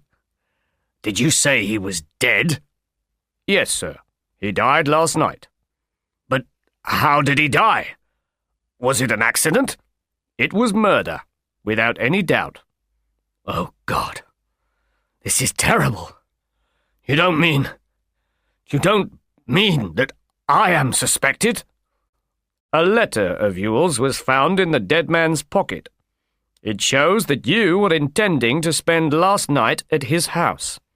"And so I did." "Ah." Gregson took out his notebook. "Wait a moment, Gregson," said Holmes. "You want a plain statement from Mr. Scott Eccles, don't you? And it is my duty to warn Mr. Scott Eccles that it may be used against him. Mr. Scott Eccles was going to tell us about it when you entered the room. Give our friend a glass of brandy, please, Watson. Now, sir, please try to forget the presence of these police officers and tell us everything." Our visitor swallowed his brandy, and the colour began to return to his face. "I am unmarried," he began, "and I have many friends. One of these is Mr. Melville, an older gentleman who lives in Kensington. A few weeks ago I went to dinner at the Melvilles, and they introduced me to a young man called Garcia. He told me that he worked for the Spanish government in London, but he spoke perfect English. He was very good-looking and had excellent manners. He seemed to like me very much, and only 2 days later he came to see me at Lee. Before long, he invited me to spend a few days at his house, Wisteria House, between Esher and Oxshott in Surrey. I arranged to begin my visit yesterday evening. Garcia had already described his household to me. There was a Spanish servant and an excellent American Indian cook. I hired a carriage at Esher Station. Wisteria House is about 2 miles away on the south side of the village. It is quite a big house, in its own grounds, but is in extremely poor condition. Garcia opened the door to me himself, and gave me a very friendly welcome. Then the Spanish servant showed me to my bedroom. He seemed as dark and as sad as the house itself. At dinner, I was the only guest. Garcia did his best to entertain me, but I could see that his thoughts were wandering. He bit his nails and kept drumming with his fingers on the table. He seemed to be very impatient. The meal itself was neither well cooked nor well served. Many times that evening I wished I was back at home. Towards the end of dinner, the servant brought Garcia a note. I noticed that my host's behavior became even more strange after he had read it. He no longer attempted to make conversation, but only sat and smoked. At about 11 o'clock, I went to bed. Some time later, Garcia looked in at my door and asked me if I had rung the bell. I said that I had not. He said he was sorry about coming to my room so late. It was, he told me, nearly 1 o'clock. When he had gone, I fell asleep, and I did not wake up until almost 9. I had asked the Spanish servant to call me at 8, and I was surprised at his forgetfulness. I jumped out of bed and rang the bell. Nobody came. I rang again and again, but still nothing happened. I thought that perhaps the bell was out of order. I dressed quickly, and then ran angrily downstairs to order some hot water. But there was no one there. I shouted in the hall. There was no answer. Then I ran from room to room. There was nobody anywhere. I knocked at Garcia's bedroom door. No reply. I turned the handle and walked in. The room was empty, and the bed had not been slept in. He too had gone. The foreign host, the foreign servant, the foreign cook, all had disappeared in the night. That was the end of my visit to Wisteria House. Sherlock Holmes rubbed his hands with pleasure. "And what did you do next?" he asked. I was very angry. At first I thought it was a joke. I packed my bag, left the house, and walked into Isha. I called at Allen Brothers, the main property company in the village, and asked some questions about Mr. Garcia and Wisteria House. I thought that perhaps Garcia had gone away suddenly in order to avoid paying the rent. But the man there thanked me for warning them and told me that Garcia had paid the rent several months ahead. Then I returned to London and made some inquiries about Spanish government employees. The man was unknown to any officials. After this, I went to see Melville, at whose house I had first met Garcia. But he really knew very little about the man. Then I sent that telegram to you. A friend of mine had mentioned your name to me. He said you gave advice in difficult cases. Mr. Scott Eccles turned now to Gregson. I have told the whole truth, officer. I know nothing more about Mr. Garcia and his death. I only want to help the police in every possible way. "I'm sure of that, Mr. Scott Eccles," answered Gregson. "Your story agrees perfectly with all the facts of the case. For example, there was that note which arrived during dinner at Wisteria House. What did Garcia do with it after he had read it?" He rolled it up and threw it into the fire. "Well, Mr. Baines?" asked Gregson, turning to the other police officer. Baines was a country detective, a fat man with a red face and bright, clever eyes. He smiled and took a small piece of paper out of his pocket. Its edges were burnt. "Garcia threw badly," he said. "The letter was only slightly burnt, as it fell into the fireplace, and not into the fire. Shall I read it out loud to these gentlemen, Mr. Gregson?" "Certainly, Mr. Baines." It says, "Our own colours, green and white. Green open, white shut. Main stairs, first passage, 7th on the right. Green door, D. The note is written on cream-coloured paper. It has been folded over 3 times and is addressed to Mr. Garcia, Wisteria House. The letter is in a woman's handwriting, but we think the address was written by someone else." "But what has happened to Garcia?"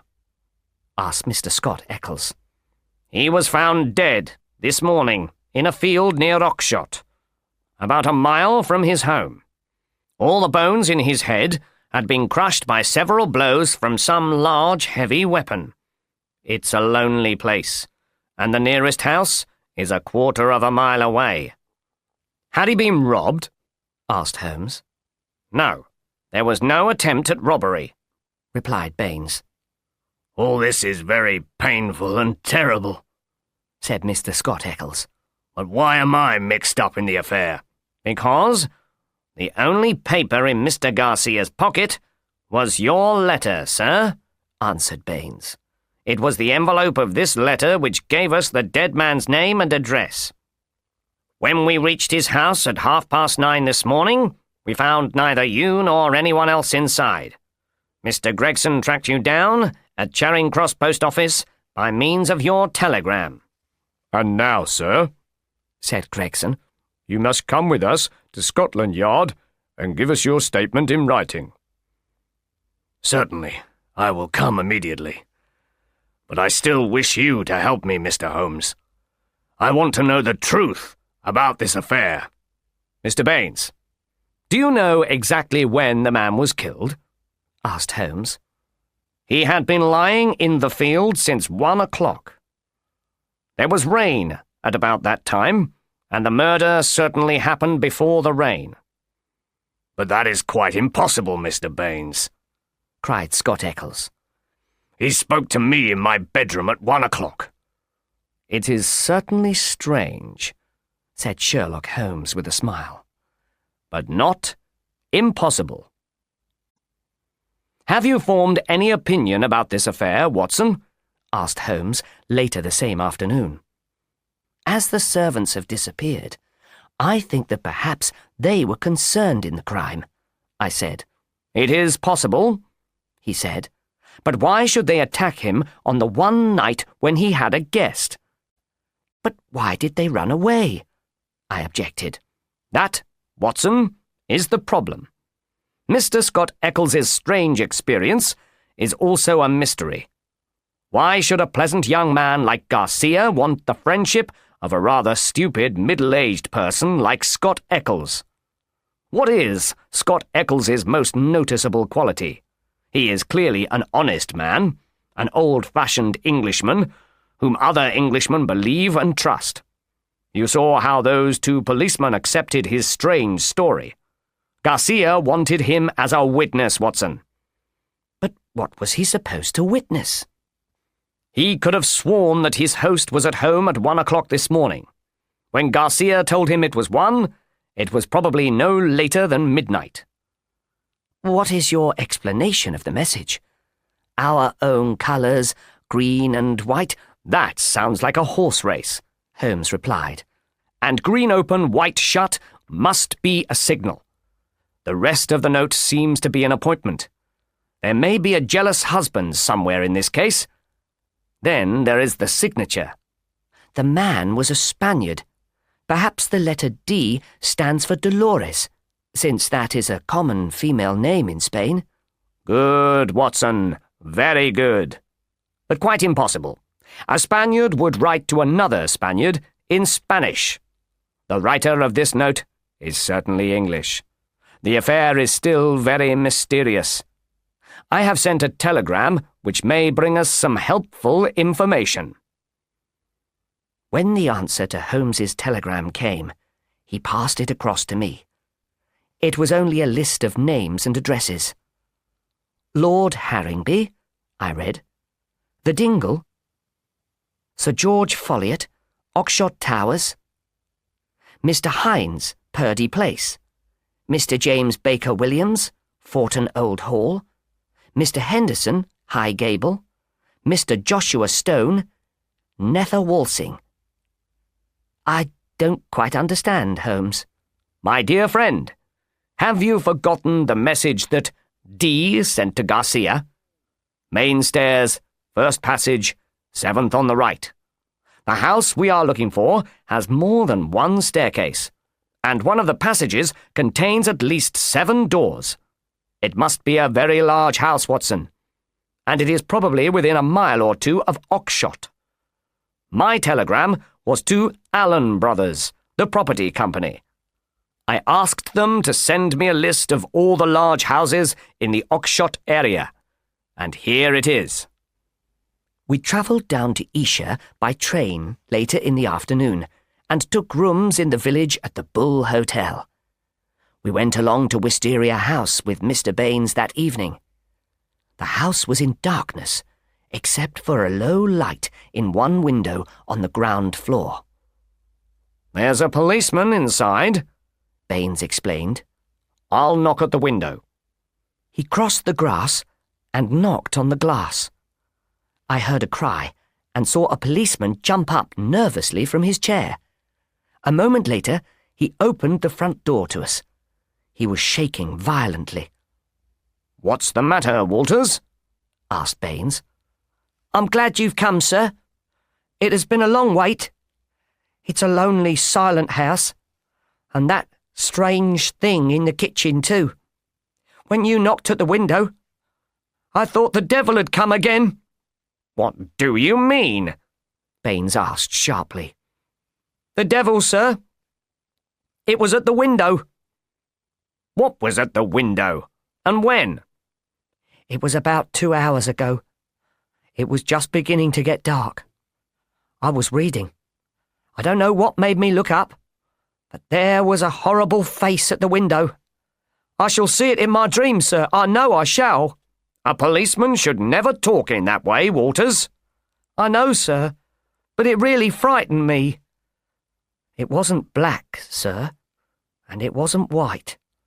It was a kind of light brown, the colour of clay, and it was very large, sir, twice the size of your face, and it had big eyes, and great white teeth, like a wild animal's." "I think you must have been dreaming, Walters," said Baines. "We can easily find out," said Holmes. He lit his small pocket lamp and looked closely at the grass outside the window. "Yes, a size 12 shoe, I think. He must have been a big man." "Where did he go?" I asked. "He seems to have walked through these bushes." "Well," said Baines, "we have other things to think of now, Mr. Holmes. Let me show you the kitchen." This was a high, dark room at the back of the house. We saw a pile of straw and a few bedclothes. It appeared that the cook slept there. The table was covered with dirty plates and half-eaten food, the remains of the meal which Mr. Scott Eccles had shared the previous evening. "Look at this," said Baines. "What do you think it is?" He held up his lamp to let us see a strange object on top of a cupboard. It was a black, leathery, dried-up thing shaped like a baby or a small monkey. A double band of seashells was tied round it. "Interesting," said Holmes. "Very interesting. Is there anything else?" In silence, Baines led the way to the other side of the kitchen and held up his lamp again. There, on a small table, we saw the legs, wings, head and body of a large white bird. The feathers were still on them, but the bird had been torn to pieces. "How strange," said Holmes. "This really is a very unusual case." Mr. Baines had kept the most horrible thing of all until the last. He bent down and pulled a bucket out from under the small table. It was full of blood. "We also found some burnt bones," he said. "A young goat seems to have been killed here. A young goat and a white bird. Very strange," said Holmes. "Very strange and very interesting. Well, there is nothing more for me to do here. Thank you, Mr. Baines. Good night, and good luck." Over the next few days, Holmes told me nothing of the results of his inquiries. One day he visited a library in London, but he spent most of his time in country walks around Esher and Oxshott. He pretended to be a collector of rare plants, but he spent many hours in conversation with the village people. His plant box was usually almost empty in the evenings when he came back to the hotel where we were staying. About 5 days after the crime, I opened my morning paper and saw in large letters, "The Oxshott Mystery, a solution. Murderer caught." When I read this out to Holmes, he jumped out of his chair as if he had been stung. "Good heavens!" he cried. "So Baines has got him." "It appears that he has," I replied, and read the report out loud to him. Great excitement was caused in Esher and the neighbouring area last night when a man was charged in connection with the Oxshott murder. Our readers will remember that Mr. Garcia of Wisteria House was found dead near Oxshott last week. His body showed signs of extreme violence.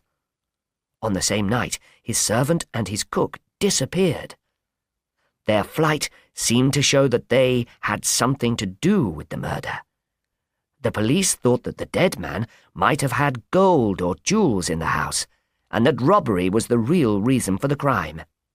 Mr. Baines of the Surrey police made great efforts to track the two servants down. He believed that they had not gone far, and that it would be easy to find their hiding place.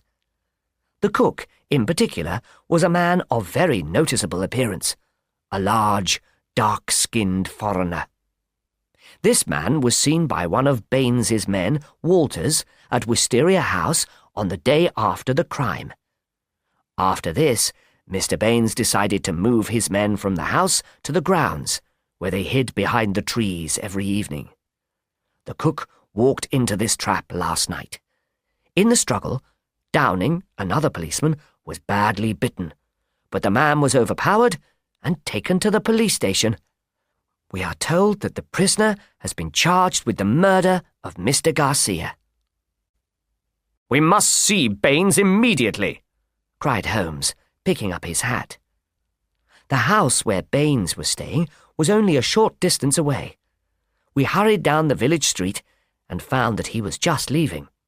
"You've seen the paper, Mr. Holmes?" he asked, holding one out to us. "Yes, Baines, I've seen it. Please don't be angry with me if I give you a word of friendly warning. Of warning, Mr. Holmes. I have looked into the case very carefully, and I think you may be making a mistake. I don't want you to do anything unless you are sure. You're very kind, Mr. Holmes. I am only speaking for your own good." It seemed to me that Mr. Baines closed one of his eyes for a moment and gave a slight smile. "You have your methods, Mr. Holmes, and I have mine." "Oh, very good," said Holmes.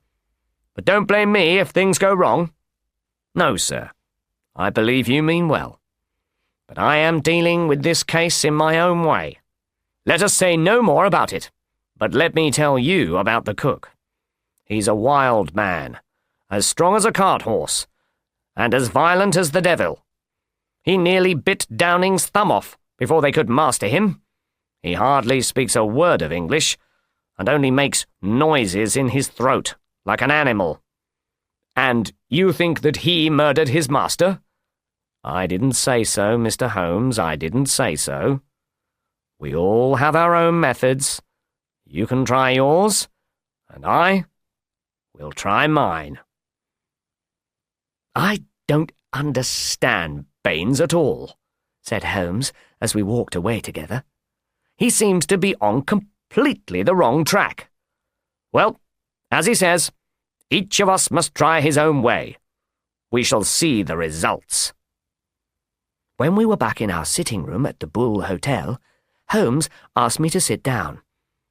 "I have many things to tell you about this case, Watson," he said, "and I may need your help tonight. First of all," he went on, "I have been thinking about the note that Garcia received on the evening of the murder. We can dismiss the idea that his servants had anything to do with his death. It was Garcia who was planning a crime that night. It was he who invited Scott Eccles, the perfect witness, and it was he who lied to him about the time. I believe Garcia died in the course of a criminal adventure." "Who, then," Holmes continued, "is most likely to have taken his life? Surely the person against whom Garcia's criminal plan was directed. We can now see a reason for the disappearance of the people in Garcia's house. They were all involved in his plan. If the plan had succeeded, Garcia would have returned home, and Scott Eccles would have been useful to him as a witness. All would have been well. But the attempt was a dangerous one, and if Garcia did not return by a certain time, the servants would know he was probably dead. It had been arranged, therefore, that in such a case they would escape to their hiding place. From that hiding place, they could make another attempt to carry out the plan.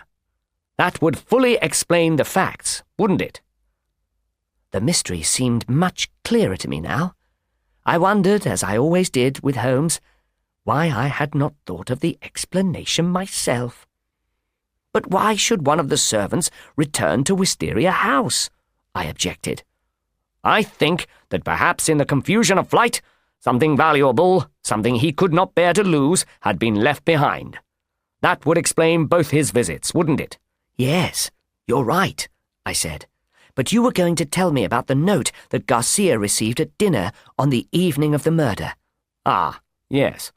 That note shows that the woman who wrote it was involved in the plan too.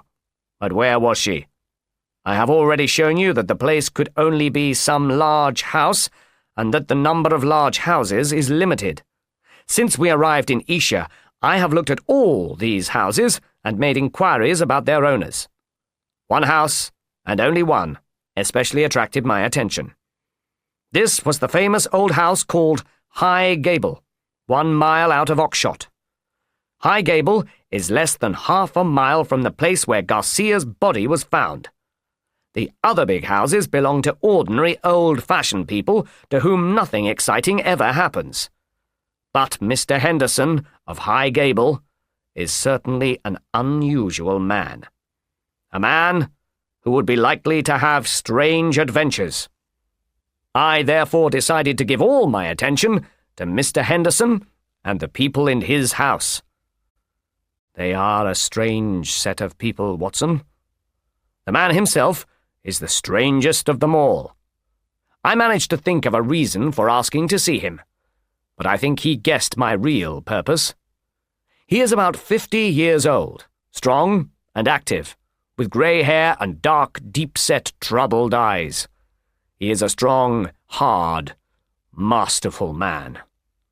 Either he is a foreigner, or else he has spent most of his life in very hot countries. His face is like leather. There is no doubt that his friend and secretary, Mr. Lucas, is a foreigner. He is chocolate brown, a cat-like person, with a very gentle, polite voice. Gentle, but poisonous, and evil, I am sure. You see, Watson, we now know of 2 separate groups of foreigners, one at Wisteria House and the other at High Gable. I think we shall find the solution of our mystery in the connection between these 2 groups. Henderson and Lucas, who are close and trusted friends, are at the centre of the High Gable group. But there is one other person who may be even more important to us in our present inquiries. Henderson has 2 young daughters. One is 13 and the other is 11. They are taught by a lady called Miss Burnett. She is an Englishwoman about 40 years old. I am particularly interested in Miss Burnett, Watson. There is only one personal servant, a man. This little group forms the real family. They all travel about together. Henderson is a great traveller and is always on the move. It is only within the last few weeks that he has returned to High Gable after being away for a whole year. He is extremely rich, you see. He can easily afford to satisfy any desire as soon as he becomes conscious of it. The house is full of other servants of every kind. You know what the servants of a large English country house are like. They have very little work to do, but they eat meat 4 times a day. Servants can be very useful to a detective, you know. There is no better way of getting information than making friends with one of them. I was lucky enough to find a former gardener of Henderson's. His name is John Warner. Henderson dismissed him recently in a moment of temper. Luckily, Warner still has friends among the High Gable servants, who all greatly fear and dislike their master. So, I had a key to all the secrets of the place. And what a strange group of people it is, Watson. I don't understand everything yet, but it is certainly unusual. There are 2 wings to the house. The servants live on one side, and the family on the other. The only connection between the two is Henderson's own personal servant, who serves the family's meals. Everything is carried to a certain door in the servants' wing. This door is the only one that communicates with the other wing of the house. The girls and their teacher hardly ever go out, except into the garden, and Henderson never goes out alone. His dark secretary is like his shadow. The servants say that their master is terribly afraid of something. Warner says that he has sold his soul to the devil in exchange for money. The master's afraid that the ground will open and that the devil will come up to claim him, he says. Nobody knows where the Hendersons came from or who they are. They are very violent people. Twice, Henderson has struck people with his whip and has had to pay them a lot of money in order to stay out of the courts. Well now, Watson, all this new information should help us to judge the situation.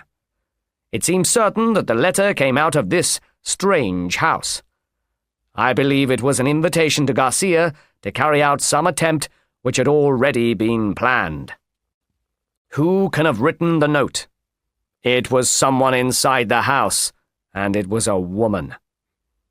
Isn't the only possible person Miss Burnett, the teacher? All our reasoning seems to support that idea. But Miss Burnett's age and character make any idea of a love affair impossible. If she wrote the note, she must have been involved in her friend Garcia's plan. Now, he died in trying to carry out that plan, so she must have felt great bitterness and hatred towards their enemies. She must want revenge, Watson. Could we see her then and try to use her? That was my first thought. But Miss Burnett has not been seen since the night of the murder. She has completely disappeared. Is she still alive? Or was she perhaps killed on the night of Garcia's death? Or is she only being kept prisoner somewhere? If so, her life may still be in danger. Unfortunately, the police cannot help us here. It would not be possible to get a court order to search the place. We still lack proof. So, I am watching the house. I am employing Warner to stand on guard near the gates. But we can't let this situation continue. If the law can do nothing, we must take the risk ourselves. What do you suggest? I asked. I know which Miss Burnett's room is. There is a low roof outside the window. My suggestion is that you and I go there tonight and climb in. The idea did not seem very attractive to me. The thought of that old house, with its frightening owner and its connections with violent death, worried me, and I did not really want to break the law. But I could never refuse Holmes anything. His reasoning always persuaded me. I knew that his plan was the only way of solving the mystery of Garcia's death. I pressed his hand silently to show that I would be ready for even the wildest adventure. But our inquiries did not have such an adventurous ending. It was about 5 o'clock, and the shadows of the March evening were beginning to fall, when a countryman rushed into our sitting room in a state of great excitement. "They've gone, Mr. Holmes. They went by the last train. The lady ran away, and I've got her in a carriage down below." "Excellent, Warner," cried Holmes, jumping to his feet. "We shall know the solution very soon now, Watson." The woman in the carriage seemed to be very weak and tired. Her head hung down, but she slowly raised it to look up at us. Her face was thin and sad. In the centre of each of her dull eyes, I saw the signs of opium. She had been drugged. "I watched the gates, as you told me to, Mr. Holmes," said Warner, Henderson's former gardener. "When the carriage came out, I followed it to the station. She was like a person walking in her sleep. But when they tried to get her into the train, she came to life and struggled. They pushed her in, but she fought her way out again. I took her arm and helped her. I got her into a carriage, And here we are. I shan't easily forget the master's face at the window of that train. I could see murder in his eyes, the black-eyed devil." We carried Miss Burnett upstairs and laid her on one of the beds. 2 cups of the strongest coffee quickly cleared her brain from the mists of opium. Mr. Baines, whom we had sent for immediately, shook Holmes by the hand. "Well done, Mr. Holmes. I was on the same track as you from the first." "What? You were after Henderson?"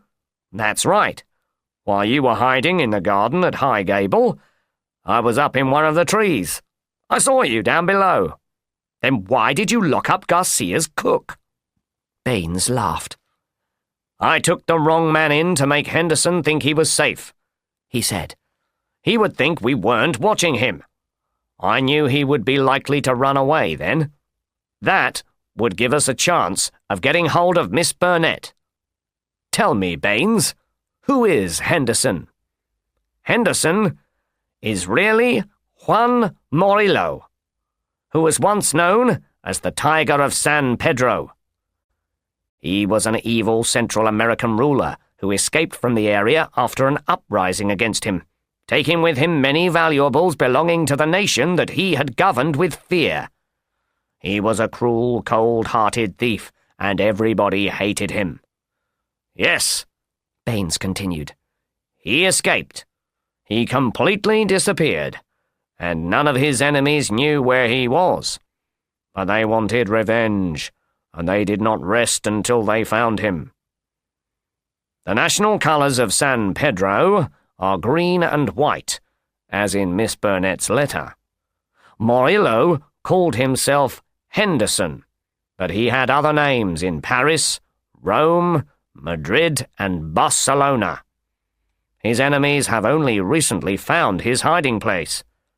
"They discovered him a year ago," said Miss Burnett, who had sat up and was listening with keen attention. "This time, Garcia has been killed. But before long, our plan will succeed and the Tiger of San Pedro will be put to death." Her thin hands tightened with the violence of her hatred. "But why are you mixed up in these foreign political affairs, Miss Burnett?" Holmes asked. "One does not expect to find an English lady concerned in murder." "I must take part," she cried. "Through me, this criminal will be punished. Justice will be done. He has carried out many murders and stolen so many valuables. To you, his robberies and murders are just crimes that are done in some faraway place. But we know. We have learned the truth in sorrow and in suffering. To us, there is no devil as bad as Juan Morillo. For us, there can be no peace until we have had our revenge." "No doubt he was a very bad ruler," said Holmes. "But how are you concerned in the affairs of the state of San Pedro?" "I will tell you everything. My real name is Mrs. Victor Dorando. My husband was the London representative of the San Pedro government. He met me and married me in this country. Oh, he was a fine, honest man. And because he was so honest, Morillo had him shot. All his property was taken away too. Then came the uprising. A secret society was formed with the aim of punishing Juan Morillo for all his crimes. At last, we managed to find out that Mr. Henderson of High Gable Oxshott was really the Tiger of San Pedro. I was given the job of getting closer to him and watching all his movements. I smiled at him, carried out my duties with his children, and waited. The society had attempted to kill him in Paris once before, but had failed. It was not easy to plan our revenge. Aloysius Garcia and his 2 servants, all of whom had suffered under the evil rule of Morillo, came to live in the area. But Garcia could do little during the day, as the Tiger was very careful. He never went out alone. His friend Lucas, whose real name is Lopez, always went with him. But at night He slept alone. This gave us our chance. We arranged to make our attempt on a certain evening. Murillo often changed his bedroom, and it was necessary to send Garcia a note on the day itself. The signal of a green light in a window would mean that the doors were open and that it was safe. A white light would mean, "Don't come in tonight." But everything went wrong for us. Lopez, the secretary, became suspicious. He came up behind me quietly as I was writing the note and jumped on me as soon as I had finished it. He and his master dragged me to my room and then discussed whether or not to murder me with their knives there and then. In the end, they decided that it would be too dangerous. But Garcia had to die. Murillo twisted my arm until I gave them the address. Lopez addressed the note, which I had written. Then he sent Jose the servant with it. Murillo must have been responsible for the actual murder, as Lopez remained to guard me. After that terrible night, they kept me locked in my room. Oh, they treated me very cruelly. Look at these red marks on my arms. Once I tried to call out from the window, but they tied a thick cloth across my mouth. For 5 days this cruel treatment continued. They hardly gave me any food. This afternoon a good meal was brought in to me, but it must have contained opium. The journey to the station was like a dream, but my energy came back at the station, and I managed to break away, with the help of that kind gardener. About 6 months later, Lord Montalva and Mr. Rulli, his secretary, were murdered in their rooms at the Hotel Escorial in Madrid. The murderers were never caught. Mr. Baines came to see us in Baker Street and showed us the newspaper report. The descriptions of the two men showed clearly who they really were. Justice had come at last to Murillo and Lopez. "It hasn't been a very neat case, Watson," said Holmes later. "But everything seems clear now, doesn't it?" "I still don't understand why that cook returned to Wisteria House," I said. "There are some strange religions in the state of San Pedro, Watson. Perhaps you have heard of one called Voodooism. Look in this book here." I turned to a page that was already marked and read, "In Voodooism, certain animals must be killed to please the gods.